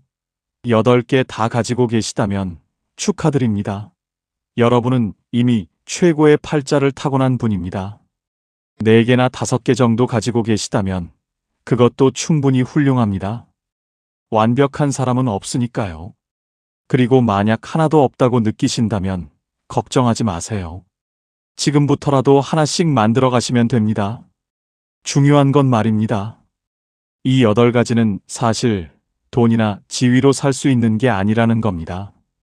이건 태도이고 선택이고 마음가짐입니다. 내 집에서 산다는 건 결국 독립적으로 살겠다는 의지고, 연금이 있다는 건 미리 준비했다는 거고, 혼자 잘 논다는 건 스스로를 사랑한다는 거고, 돈 걱정 없이 잔다는 건 분수를 안다는 거고, 몸이 말을 듣는다는 건 평소에 관리했다는 거고, 부탁 안 한다는 건 자립심이 있다는 거고, 하루에 만족한다는 건 감사할 줄 안다는 거고, 사람을 정리한다는 건 용기가 있다는 겁니다. 결국 이 모든 건 나를 존중하고 나를 지키는 삶으로 귀결됩니다. 나이 들수록 남한테 기대지 않고 남과 비교하지 않고 내 방식대로 당당하게 사는 것. 이게 진짜 팔자 좋은 사람의 모습입니다. 여러분, 오늘 이 이야기를 들으시면서 혹시 마음에 와닿는 부분이 있으셨나요? 아니면 나도 저렇게 살고 싶다 하는 생각이 드셨나요? 그렇다면 오늘부터 작은 것 하나라도 시작해 보세요. 집 정리하기, 연금 알아보기, 혼자 할 수 있는 취미 찾기, 작은 돈이라도 모으기, 산책 시작하기, 스마트폰 배우기, 오늘 하루에 감사하기, 불편한 사람과 거리 두기. 뭐든 좋습니다. 나이 든다는 건 끝이 아니라 새로운 시작입니다. 더 이상 남을 위해 살지 않아도 되는, 오롯이 나를 위해 살 수 있는 시간이거든요. 그러니 부디 여러분의 노년이 비교와 후회가 아닌 평화와 감사로 채워지길 바랍니다. 오늘 이야기가 여러분의 마음에 작은 위로가 되었다면 구독과 좋아요로 저에게 힘을 보태주시면 감사하겠습니다. 친구와 지인들에게 카톡으로 많이 공유해주세요. 여러분 모두 노년의 팔자 좋은 사람으로 사시길 진심으로 응원합니다. 지금까지 황금노후였습니다. 감사합니다. 혼자 지내는 것이 두렵습니까? 나이가 들수록 갑자기 혼자가 될까봐 걱정되시나요? 대부분의 사람들은 혼자 사는 노년을 떠올리면 외로움부터 생각합니다. 조용하고 텅 빈 집, 하루 종일 말 한마디 나누지 않는 지루한 시간들. 그래서 혼자 사는 삶은 불행할 것이라고 미리 판단해버리죠. 그런데 여러분, 정말 그럴까요? 의외로 세상에는 혼자 살지만 누구보다 더 즐겁고 행복하게 살아가는 사람들이 있습니다. 단지 우리가 잘 모를 뿐이에요. 매일 아침이 기다려지고 자유를 만끽하며 오히려 지금이 인생에서 가장 편안하다고 말하는 사람들입니다. 그분들은 재산이 많은 것도 아니고 자녀가 자주 찾아오는 것도 아닙니다. 다만 혼자 보내는 시간을 행복으로 바꾸는 비밀을 알고 있을 뿐이에요. 지금 여러분의 하루는 어떠신가요? 아침에 눈을 떠도 준비해서 갈 곳이 없고 집으로 들어올 사람은 없습니다. 식탁에는 한 사람 몫의 밥상만 차려지고 냉장고에는 먹다 남은 반찬들이 쌓여갑니다. 어느 날은 전화 한 통 오지 않고 무미건조하게 하루가 지나가기도 합니다.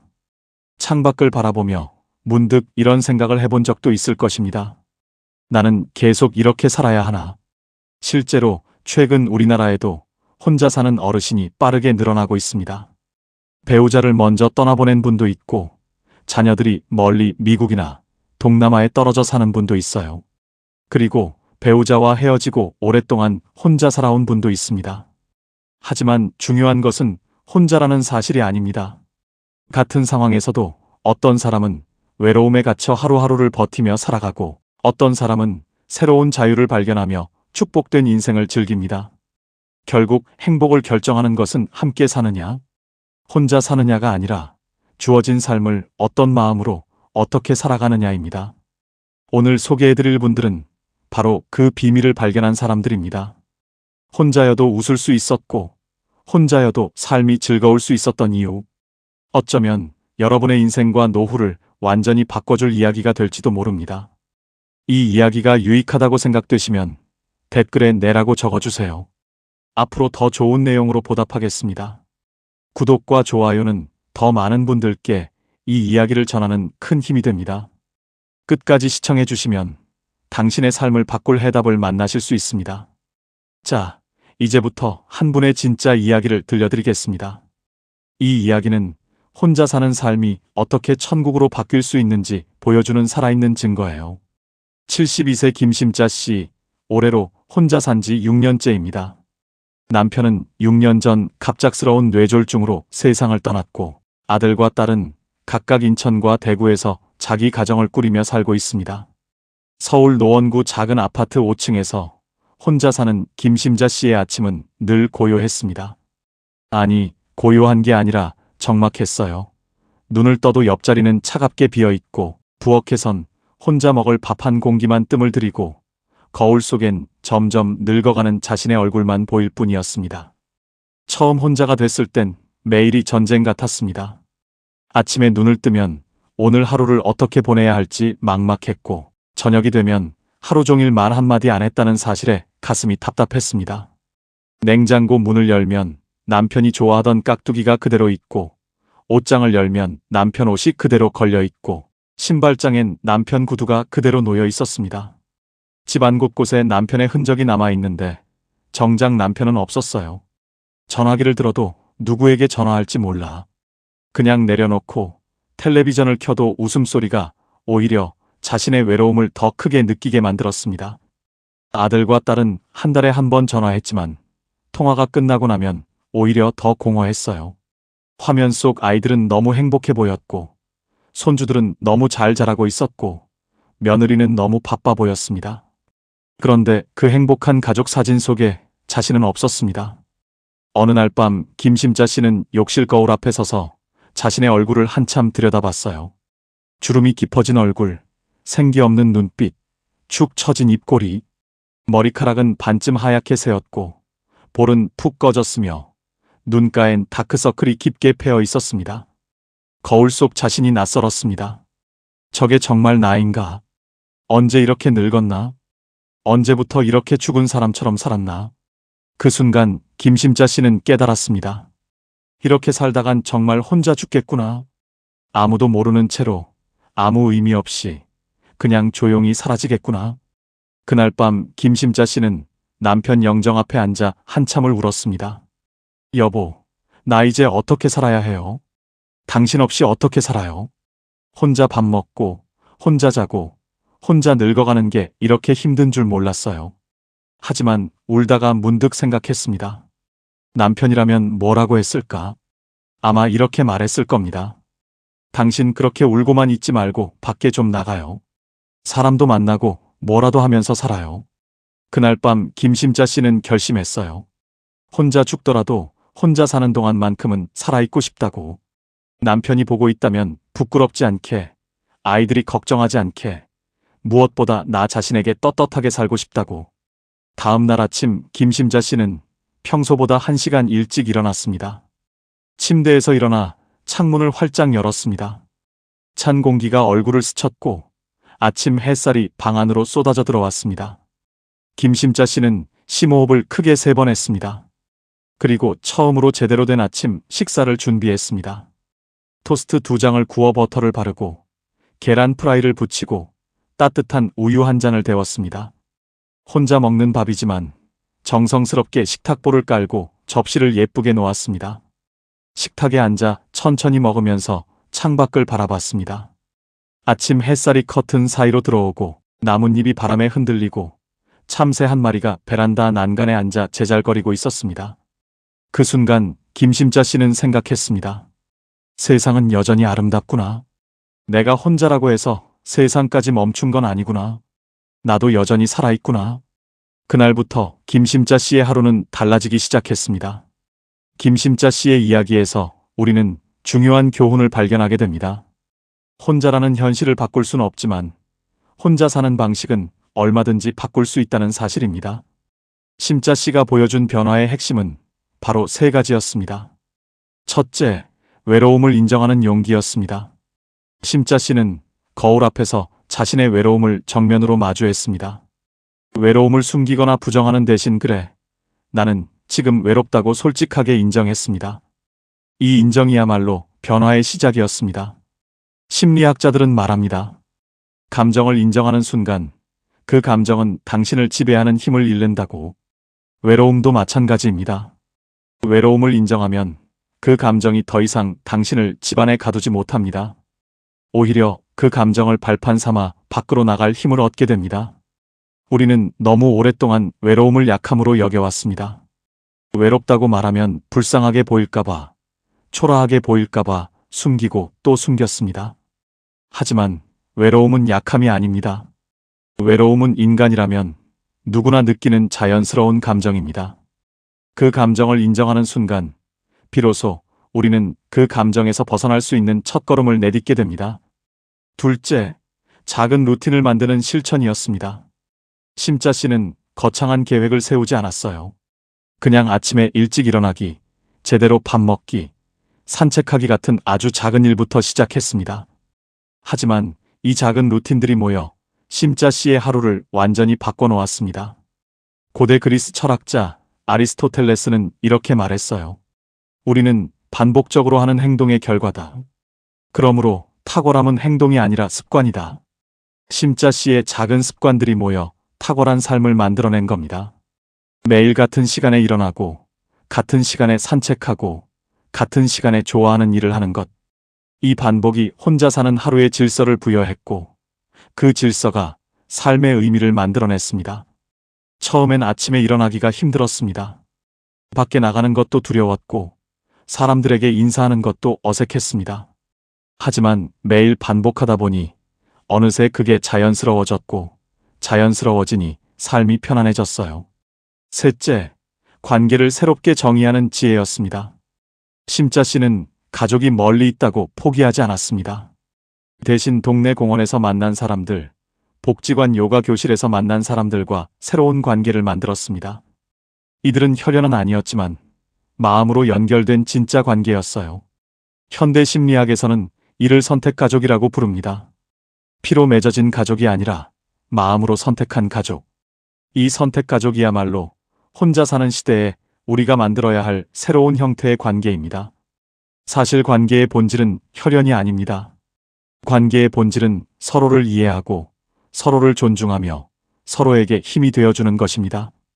그 본질이 충족된다면 피가 섞이지 않았어도 진짜 가족이 될 수 있습니다. 심자 씨는 요가 교실에서 만난 분들과 명절을 함께 보내기도 하고 아플 때 서로 챙겨주기도 하며 기쁜 일이 있으면 함께 축하해 줍니다. 이게 바로 진짜 가족의 모습입니다. 그렇다면 이 세 가지 교훈이 우리에게 주는 보편적인 메시지는 무엇일까요?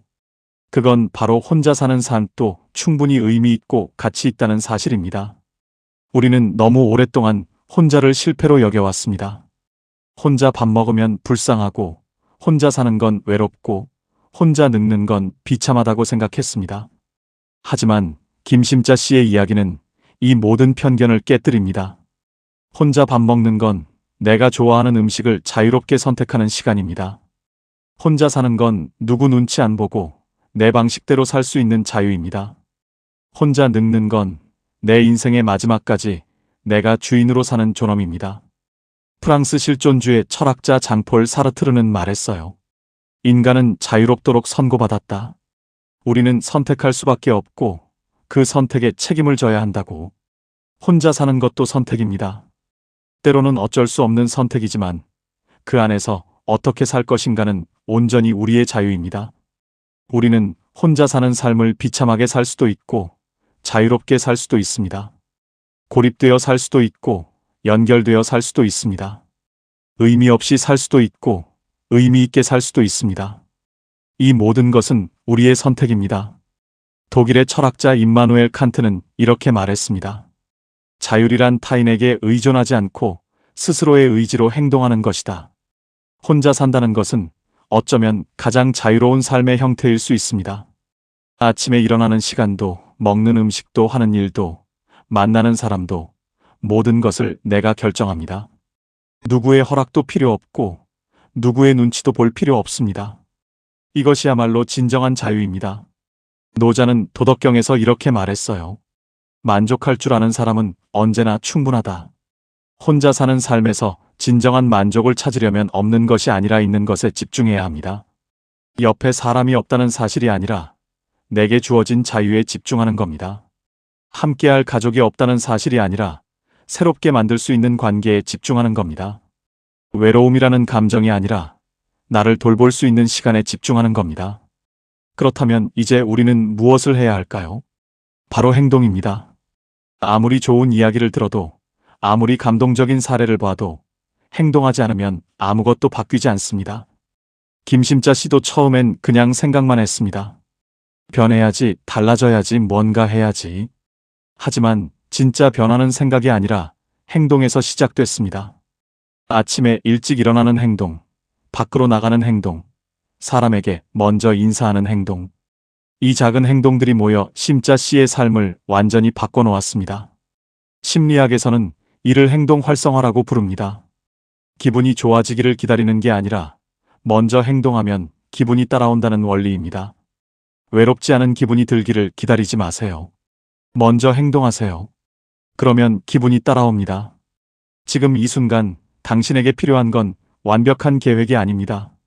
당신에게 필요한 건 오늘 당장 실천할 수 있는 작은 행동 하나입니다. 그 작은 행동이 무엇인지 지금부터 구체적으로 알려드리겠습니다. 오늘 당장 실천할 수 있는 구체적인 방법들을 알려드리겠습니다. 작은 행동 하나가 당신의 인생을 완전히 바꿀 수 있습니다. 거창한 계획은 필요 없습니다. 오늘 하루 딱 한 가지만 시작해보세요. 첫 번째, 아침 루틴을 만드세요. 아침에 눈을 뜨면 가장 먼저 창문을 활짝 여세요. 햇빛을 받으며 크게 심호흡을 3번 하세요. 그리고 스스로에게 말하세요. 오늘도 나는 나를 잘 챙길 거야. 이 작은 의식이 하루의 시작을 완전히 바꿔놓습니다. 그 다음 꼭 아침 식사를 하세요. 혼자 먹더라도 정성스럽게 차려놓고 천천히 음미하며 드세요. 밥 한 공기, 국 한 그릇, 반찬 두어 가지면 충분합니다. 식사하면서 창밖을 보거나 좋아하는 음악을 들으세요. 혼자 먹는 식사가 외로운 게 아니라 온전히 나를 위한 시간임을 느껴보세요. 식탁에 앉아 밥을 먹으면서 오늘 하루 뭘 할지 생각해 보세요. 작은 계획 하나만 세워도 됩니다. 오늘은 마트에 가서 좋아하는 과일을 사올까? 오늘은 공원을 한 바퀴 더 걸어볼까?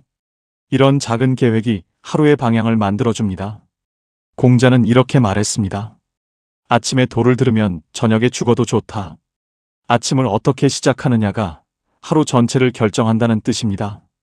혼자 사는 삶에서 아침 루틴은 더욱 중요합니다. 아침에 제대로 일어나지 못하면 하루 종일 무기력하게 보내기 쉽습니다. 하지만 아침을 활기차게 시작하면 그 에너지가 하루 종일 이어집니다. 두 번째, 매일 밖으로 나가세요. 멀리 갈 필요 없습니다. 동네 한 바퀴, 공원 산책, 마트 장보기, 뭐든 좋습니다. 중요한 건 집 밖 공기를 마시는 겁니다. 밖에 나가면 사람들이 보입니다. 처음엔 그냥 지나치기만 해도 됩니다. 익숙해지면 가볍게 목례를 하세요. 더 익숙해지면 안녕하세요 한마디 건네보세요. 이 작은 인사 하나가 고립을 막아주는 방패가 됩니다. 인사를 나누다 보면 자연스럽게 대화가 시작됩니다. 오늘 날씨 참 좋네요. 산책하세요. 강아지 정말 귀엽네요. 이런 짧은 대화가 쌓이면 어느새 익숙한 얼굴이 되고 익숙한 얼굴이 되면 관계가 시작됩니다. 심리학자들은 약한 연결의 힘에 대해 이야기합니다. 가까운 친구가 아니더라도 정기적으로 마주치는 사람들과의 가벼운 교류가 외로움을 줄이고 소속감을 높인다는 연구 결과가 있어요. 매일 마주치는 경비 아저씨, 마트 계산대 직원, 공원에서 만나는 이웃. 이런 작은 관계들이 모여 당신을 세상과 연결시켜줍니다. 세 번째, 나만의 취미를 하나 만드세요. 거창할 필요 없습니다. 책 읽기, 그림 그리기, 노래 듣기, 꽃 가꾸기, 뭐든 상관없습니다. 중요한 건 그 시간만큼은 온전히 나를 위한 시간이라는 겁니다. 어떤 분은 매일 저녁 드라마 한 편을 보며 소리내어 웃습니다. 어떤 분은 옛날 노래를 들으며 따라 부릅니다. 어떤 분은 베란다 화분을 놓고 매일 물을 주며 식물과 대화합니다. 어떤 분은 손주 사진을 보며 앨범을 정리해요. 이런 작은 즐거움이 혼자 사는 하루를 덜 외롭게 만들어줍니다. 로마 철학자 세네카는 이렇게 말했습니다. 진정한 행복은 외부에서 오는 것이 아니라 내면에서 만들어진다. 누군가가 당신을 즐겁게 해주기를 기다리지 마세요. 당신 스스로 즐거움을 만들어내세요. 취미 생활은 단순히 시간을 때우는 게 아닙니다. 그것은 당신이 여전히 살아있다는 증거이며 여전히 무언가를 사랑할 수 있다는 증거입니다. 네 번째, 관계를 새롭게 만드세요. 주민센터나 복지관에서 하는 프로그램에 참여해보세요. 노래교실, 요가교실, 그림교실, 운동교실, 뭐든 좋습니다. 처음엔 어색하고 불편할 수 있어요. 하지만 두세 번 가다 보면 익숙한 얼굴들이 보이기 시작합니다. 그들과 가볍게 인사하고 이야기 나누고 때론 차 한 잔 마시는 관계로 발전할 수 있습니다. 혈연이 아니어도 오래 알지 못했어도 마음이 통하면 그게 진짜 관계입니다. 철학자 마르틴 부버는 말했습니다. 모든 진정한 삶은 만남이다. 우리는 다른 사람과의 만남을 통해 비로소 진정으로 살아있음을 느낀다. 혼자 살더라도 만남은 계속되어야 합니다. 그 만남이 당신을 살아있게 만들어주니까요. 요즘은 온라인 커뮤니티도 좋은 방법입니다. 같은 취미를 가진 사람들끼리 모이는 인터넷 카페, 동네 주민들이 모이는 단체 채팅방. 직접 만나지 않아도 소통할 수 있는 방법은 많습니다. 다섯 번째, 누군가를 돕는 일을 해보세요. 작은 도서관에서 책 정리 봉사를 하거나 독거노인 말벗 봉사에 참여하거나 동네 환경 정화 활동에 나가보세요. 놀랍게도 사람은 누군가를 도울 때 자신이 더 위로받습니다. 내가 필요한 사람이라는 느낌, 내가 누군가에게 도움이 된다는 느낌이 외로움을 이겨내는 큰 힘이 됩니다. 봉사는 남을 위한 것 같지만 사실은 나를 위한 것입니다. 에픽테토스는 이렇게 말했습니다. 행복은 다른 곳에 있지 않다. 그것은 우리 안에 있다. 혼자 사는 행복도 마찬가지입니다. 다른 누군가가 당신을 행복하게 만들어주는 게 아닙니다. 당신 스스로 행복을 만들어내는 거예요. 작은 루틴으로, 작은 만남으로, 작은 나눔으로.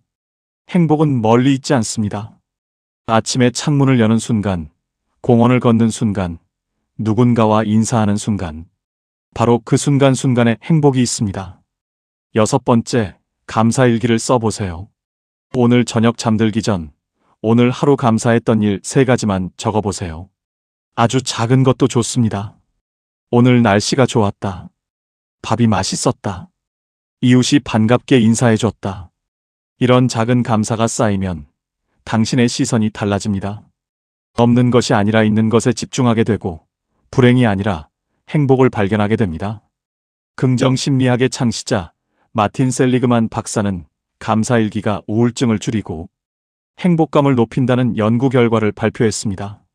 단 3주만 꾸준히 써도 효과가 나타난다고 합니다. 7번째, 자신에게 친절하세요. 혼자 산다고 해서 자신을 함부로 대하지 마세요. 좋은 음식을 먹고 깨끗한 옷을 입고 편안한 환경을 만드세요. 가끔은 자신에게 작은 선물을 해보세요. 좋아하는 과일을 사거나 새 옷을 사거나 맛있는 빵을 사 먹는 것.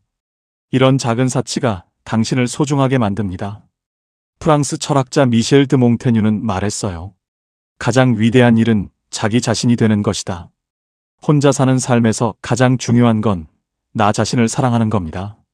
남들이 나를 사랑하지 않아도 내가 나를 사랑하면 됩니다. 남들이 나를 챙기지 않아도 내가 나를 챙기면 됩니다. 마지막으로 가장 중요한 한 가지를 말씀드리겠습니다.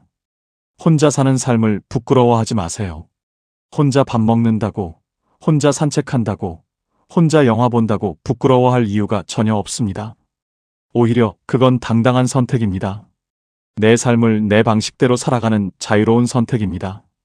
혼자여도 충분히 빛나고, 혼자여도 충분히 의미 있으며, 혼자여도 충분히 아름답습니다. 노자는 도덕경에서 이렇게 말했습니다. 만족할 줄 아는 자는 가난해도 부유하고, 만족할 줄 모르는 자는 부유해도 가난하다.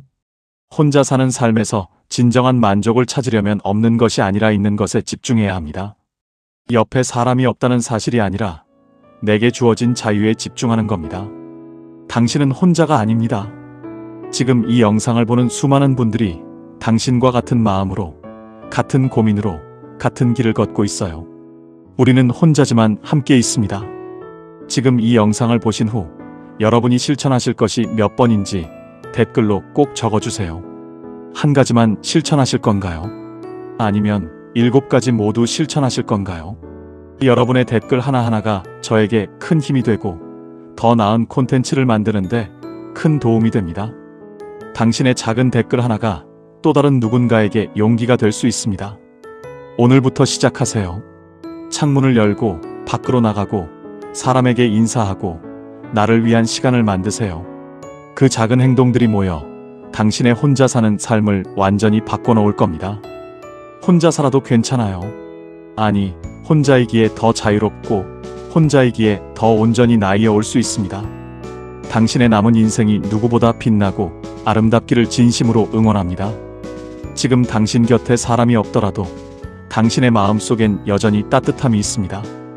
그 따뜻함을 지키며 오늘도 한 걸음 한 걸음 걸어가시길 바랍니다. 지금까지 황금노후였습니다. 나이 들어 혼자 사는 노년이 불행하다고 누가 그러던가요? 오늘 저는 절대 그렇지 않다는 실제 이야기를 하려고 합니다.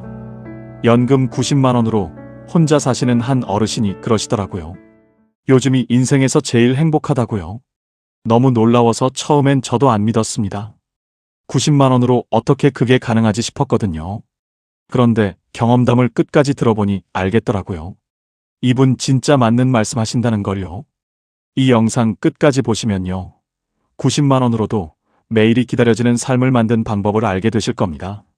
진짜로요. 올해 74이신 이영자 어르신, 부산 사하구 작은 아파트에 혼자 사십니다. 남편을 3년 전에 먼저 보내셨어요. 유족연금과 국민연금을 합쳐 매달 90만 원이 들어옵니다. 그게 전부예요. 자식한테 손 벌리고 싶지 않으셨답니다. 그렇다고 방법이 있는 것도 아니었어요. 그런데 그분이 그러시더라고요. 사라진대요. 그것도 아주 잘 사라진다고요. 근데 그 말씀이 진짜 되기까지 시간이 좀 걸렸답니다. 처음부터 천국은 아니었거든요.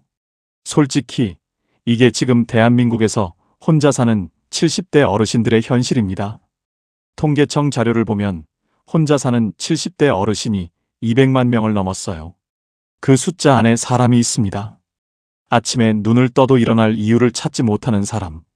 하루 종일 텔레비전만 틀어놓고 시간이 지나가기를 기다리는 사람. 저녁 밥상을 혼자 차리고 혼자 먹고 혼자 치우는 사람. 밤이 오면 조용한 집안이 무섭다고 느끼는 사람. 혹시 지금 이 말이 내 이야기 같으십니까? 이영자 어르신도 그러셨어요. 혼자 된 첫 딸엔 어르신도 새벽마다 깨셨답니다. 영감 옆자리가 텅 비어 있는 걸 손으로 더듬으면서요. 이불이 차갑잖아요. 그게 그렇게 실감이 나더라는 거예요. 그 차가움이 한참을 갔답니다. 38년을 같이 잔 자리인데 하루아침에 그렇게 됐어요. 그때만 해도 어르신은 인생이 끝난 줄 아셨답니다. 진짜로요. 남편 따라 금방 가겠지 싶으셨대요. 밥을 먹다가 수저를 내려놓고 멍하니 계실 때가 많아졌어요. 냉장고 문을 열어놓은 채 한참 멍하니 서 있는 날도 많아지셨습니다. 내가 뭘 꺼내려고 여기 왔더라. 그 생각조차 사라진 채로 그냥 서 있었어요. 처음엔 치매인 줄 아셨답니다. 병원에 가셨더니 의사가 이렇게 말했어요. 어르신은 치매보다 외로움이 더 깊습니다. 그 말이 집에 오는 버스 안에서 계속 귀에 맴돌았답니다. 외로움. 병명도 아닌 그 말이 어르신 가슴 안에서 한참을 울렸어요. 솔직히 외로움은 우리가 생각하는 것보다 훨씬 무서운 거예요. 2025년 질병관리청 자료를 보면 65세 이상 독거 어르신 중에서 사회적 고립을 경험하는 분이 절반에 가깝다고 합니다.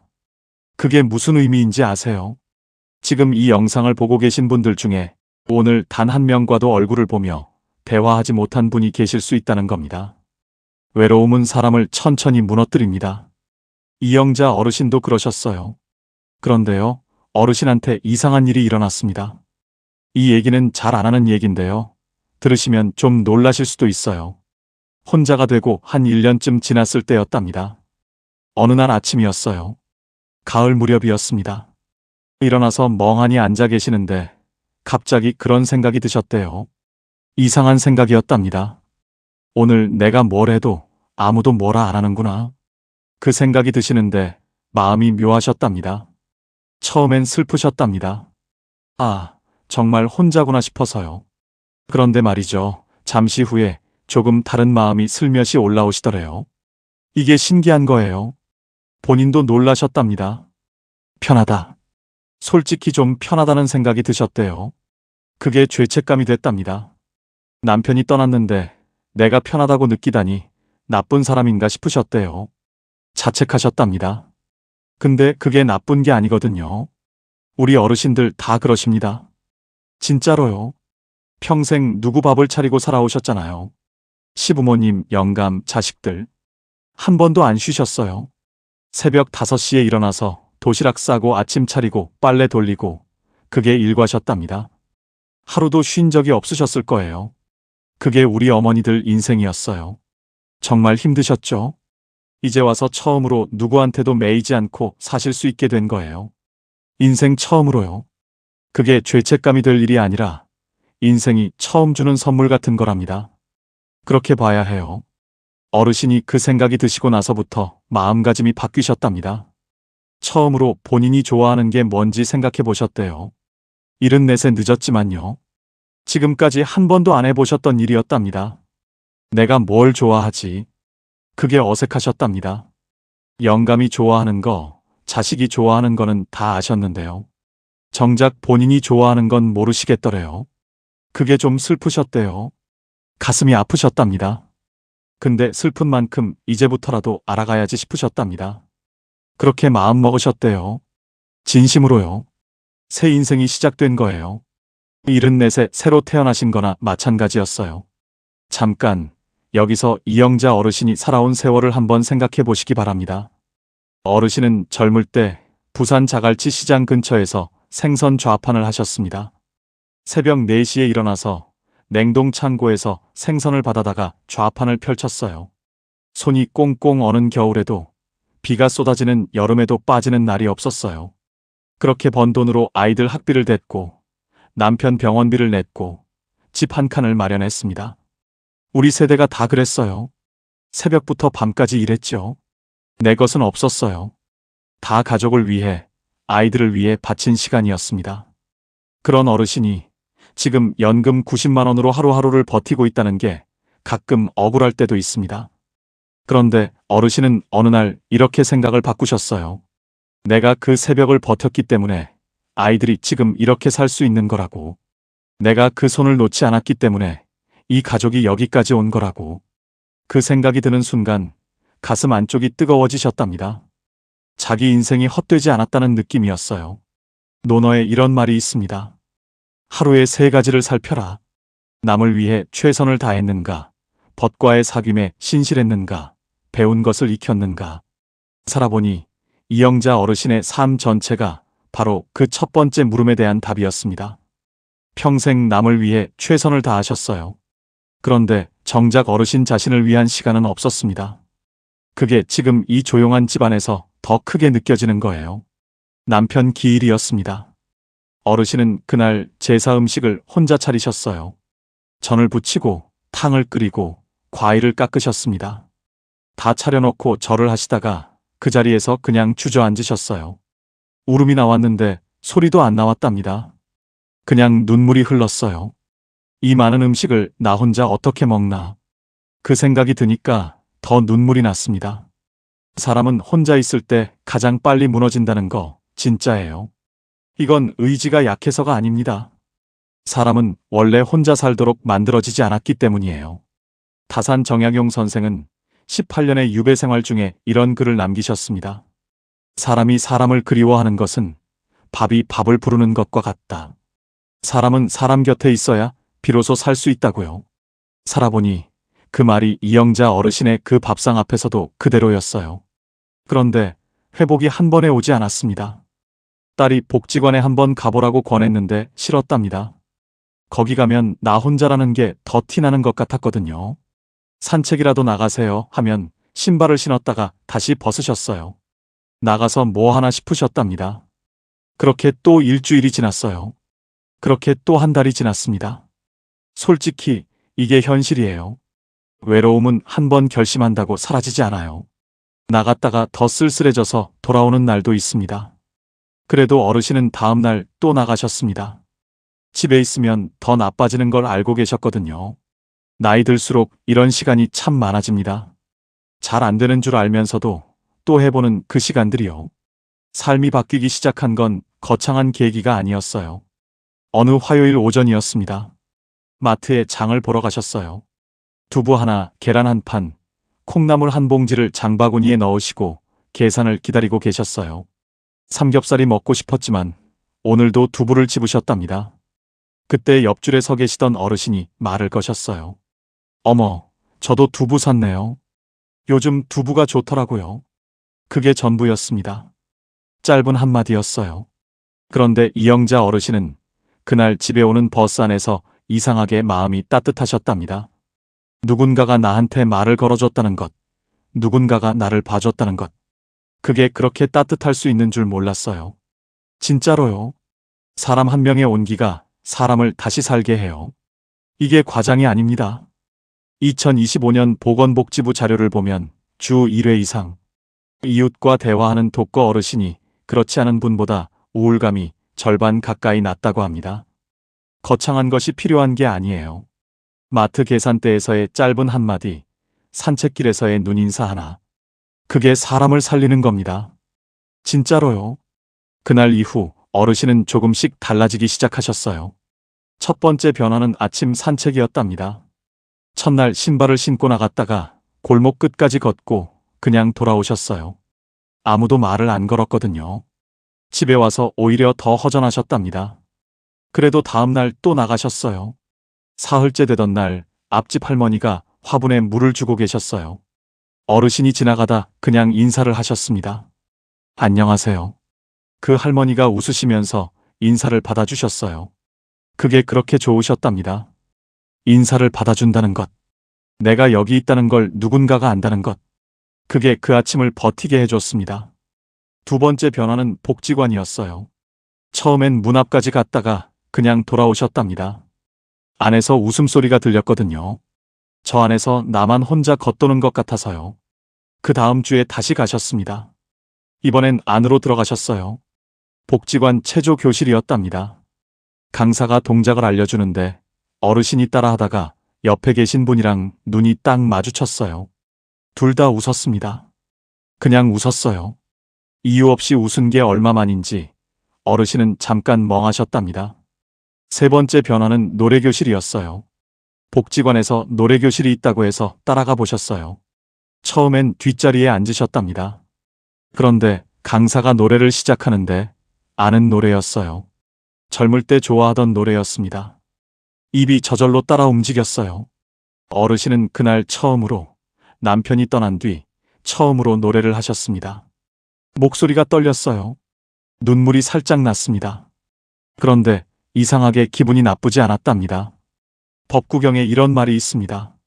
마음이 모든 것에 앞선다. 마음이 주인이고 마음이 만든다. 어르신이 그날 노래를 부르기로 마음먹은 그 순간 이미 삶이 바뀌기 시작한 거예요. 그리고 어느 날 어르신이 오래 미루어 두셨던 일을 하셨습니다. 남편 옷장을 여는 것이었어요.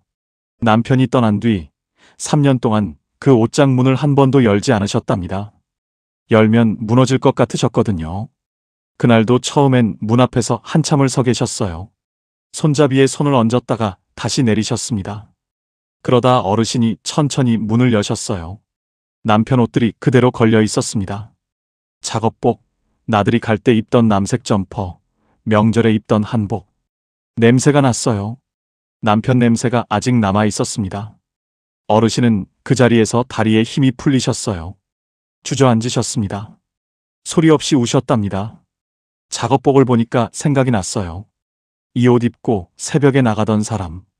밥도 못 먹고 나갈 때 내가 주먹밥 싸줬는데. 남색 점퍼를 보니까 또 생각이 났어요. 결혼 기념일에 같이 해운대 갔을 때 이거 입었는데. 바람이 엄청 불었는데. 내 손 꼭 잡아줬는데.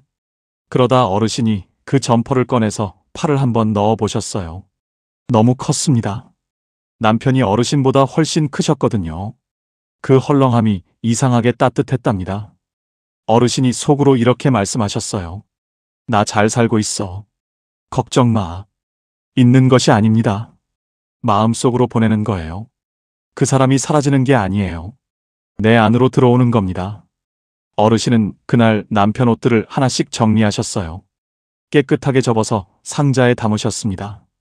그 상자는 버리지 않으셨어요. 옷장 제일 안쪽에 두셨습니다. 거기 있는 거 알면서 매일 살아가는 거예요. 그날 어르신이 옷장 문을 닫으시면서 이렇게 생각하셨답니다. 이제 좀 살 수 있겠다. 그 생각이 어디서 왔는지 모르겠지만 그냥 그런 생각이 들었어요. 그리고 어르신에게 또 한 번의 변화가 찾아왔습니다. 복지관 체조교실에 새로 오신 분이 계셨어요. 간 남편을 잃으신 분이었습니다. 얼굴이 창백했어요. 눈빛이 멍해 있었습니다. 어르신은 그분을 보는 순간 가슴이 철렁했답니다. 저분이 지금 내가 그때 느꼈던 것을 느끼고 있구나. 1년 전 자신의 모습이었어요. 어르신은 그분 옆에 가서 앉으셨어요. 처음엔 아무 말도 안 하셨습니다. 그냥 옆에 앉아 계셨어요. 그러다 짧게 말씀하셨습니다. 어서 오셨어요. 그분이 고개를 끄덕이셨어요. 그게 전부였습니다. 그날 어르신은 집에 오는 버스 안에서 이상하게 마음이 따뜻하셨답니다. 내가 누군가에게 필요했다는 느낌. 내가 옆에 있어서 저분이 조금 덜 외로웠을 것 같다는 느낌. 신기하다. 정말 신기하다 싶으셨답니다. 누군가를 위로해주는 사람이 됐네. 3년 전엔 내가 위로받던 사람이었는데 그게 그렇게 따뜻하셨답니다. 내가 누군가한테 쓸모가 있구나. 이 나이에도 누군가를 도울 수 있구나. 그게 천국이었던 거예요. 진짜 천국이었답니다. 사람은 누군가에게 필요한 순간 다시 살아납니다. 진짜로요. 다산 정약용 선생은 유배지에서 제자들에게 이런 가르침을 남기셨습니다. 남을 돕는 것이 곧 나를 살리는 일이다. 아무리 힘들어도 타인에게 손을 내밀 수 있는 사람이 결국 살아남는다고요. 어르신이 그분 옆에 앉은 그 순간 어르신도 다시 살아났어요. 이제 이영자 어르신이 삶을 바꾼 방법을 구체적으로 말씀드릴게요. 대단한 것이 아니에요. 누구나 오늘 당장 시작할 수 있는 것들이랍니다. 첫 번째는 아침에 일어나면 이불을 개는 거예요. 너무 쉬운 일이라고 생각하실 수 있어요. 그런데 이 작은 행동 하나가 하루를 완전히 다르게 만듭니다. 진짜로요. 방이 정돈되면 마음도 정돈돼요. 두 번째는 매일 30분씩 걷는 거예요. 거창한 운동 안 하셔도 됩니다. 집 앞 골목이든 동네 공원이든 어디든 상관없어요. 천천히 걸으면 됩니다. 매일 같은 시간에 걸으면 같은 시간에 걷는 사람들과 얼굴이 익어가요. 그 짧은 인사 하나가 하루를 혼자가 아닌 것처럼 만들어줘요. 세 번째는 밥을 제대로 차려 먹는 거예요. 밥 한 공기를 제대로 짓고 국 하나를 끓이는 것. 그게 나를 돌보는 거예요. 나를 돌보는 것이 나를 존중하는 겁니다. 네 번째는 가계부를 쓰는 거예요. 수첩 한 권 사서 매일 쓴 돈을 적어보세요. 한 달, 두 달 적다 보면 신기한 게 보이기 시작해요. 길이 보이기 시작하는 거예요. 숫자를 알면 무섭지 않대요. 모를 때가 제일 무서운 거랍니다. 다섯 번째는 일주일에 한 번 새로운 사람에게 먼저 인사를 건네는 거예요. 오늘 날씨 좋네요. 이 한마디면 됩니다. 짧은 인사 하나가 하루를 다르게 만들어요. 진짜로요. 여섯 번째는 복지관 프로그램에 하나만 참여해보는 거예요. 잘해야 한다는 부담 가질 필요 없어요. 중요한 건 정해진 시간에 정해진 장소에 가는 것 자체예요. 그게 생활의 리듬을 만들어줍니다. 일곱 번째는 하루 끝에 스스로에게 한마디 해주는 거예요. 오늘 하루도 잘 살았다. 이 한마디를 자기 자신에게 말해주세요. 법구경에 이런 말이 있어요. 자기 자신을 등불로 삼고 자기 자신을 의지처로 삼아라. 남에게서 칭찬을 기다리기 전에 먼저 내가 나를 다독여주는 것. 그게 노년을 버티는 가장 단단한 힘이랍니다. 요즘 이영자 어르신의 하루는 달라졌어요. 아침 7시에 눈을 뜨십니다. 이제는 일어나야 할 이유가 생겼어요. 이불을 개시고 물을 끓이고 믹스커피를 타고 베란다에 나가십니다. 부산 앞바다 쪽으로 아침 햇살이 들어와요. 어르신은 그 햇살을 손으로 한번 받아보십니다. 따뜻합니다. 죽 한 그릇을 끓이세요. 혼자 드시지만 이제는 천천히 드십니다. 맛을 느끼면서요. 산책을 나가십니다. 골목 앞집 할머니한테 인사를 하십니다. 마트에서 장을 보실 때 오늘은 두부 말고 고등어를 집으셨어요. 이번 달은 조금 아껴서 먹고 싶은 거 하나 사기로 하셨거든요. 복지관 체조교실에 가서 옆분과 웃으십니다. 노래교실에서 아는 노래가 나오면 목소리를 내세요. 집에 돌아오시면 따뜻한 차 한 잔을 끓이십니다. 남편 사진 앞에 잠깐 앉으세요. 여보, 나 잘 살고 있어. 그렇게 하루가 끝납니다. 연금 90만 원은 변하지 않았습니다. 혼자 사는 것도 그대로예요. 그런데 어르신의 하루는 3년 전과 완전히 달라져 있었어요. 돈이 늘어난 게 아닙니다. 마음이 바뀐 거예요. 그 작은 변화가 하루를 바꾸고 한 달을 바꾸고 삶 전체를 바꿔놓았습니다. 진짜로요. 어르신이 마지막으로 한마디 하셨어요. 이건 꼭 전해달라고 하셨답니다. 혹시 지금 혼자라서 슬프신 분 계시면요. 슬퍼하지 마시랍니다. 혼자라는 게 불행이 아니래요. 새로운 시작이라고 생각하시랍니다. 평생 누구 챙기느라 못했던 것들 이제부터 하시면 된다고요. 늦지 않으셨답니다. 하고 싶은 거 하시고 드시고 싶은 거 드시고 가고 싶은 데 가세요. 본인 마음대로요. 그렇게 사시는 게 잘 사시는 거랍니다. 진짜로요. 어르신이 보증하셨어요. 혹시 지금 새벽에 깨서 천장 보고 계신가요? 통장 보고 한숨 쉬고 계신가요? 괜찮습니다. 당신만 그런 거 아니에요. 그런데 그 새벽이 영원하지 않다는 거, 그것만 기억해 주세요. 오늘부터 작은 거 하나만 시작해 보세요. 이불 개기도 좋고, 동네 한 바퀴 걷기도 좋고, 이웃한테 인사 한마디도 좋습니다. 그 하나가 인생을 바꿉니다. 진짜로요. 오늘 이야기가 마음에 와닿으셨다면 비슷한 상황에 계신 분들께 공유해 주시고, 나이 들어 혼자 살면서도 이렇게 잘 살고 있다는 사연도 댓글로 함께 나눠주세요. 오늘도 끝까지 함께 해주셔서 진심으로 감사드립니다. 지금까지 황금노후였습니다.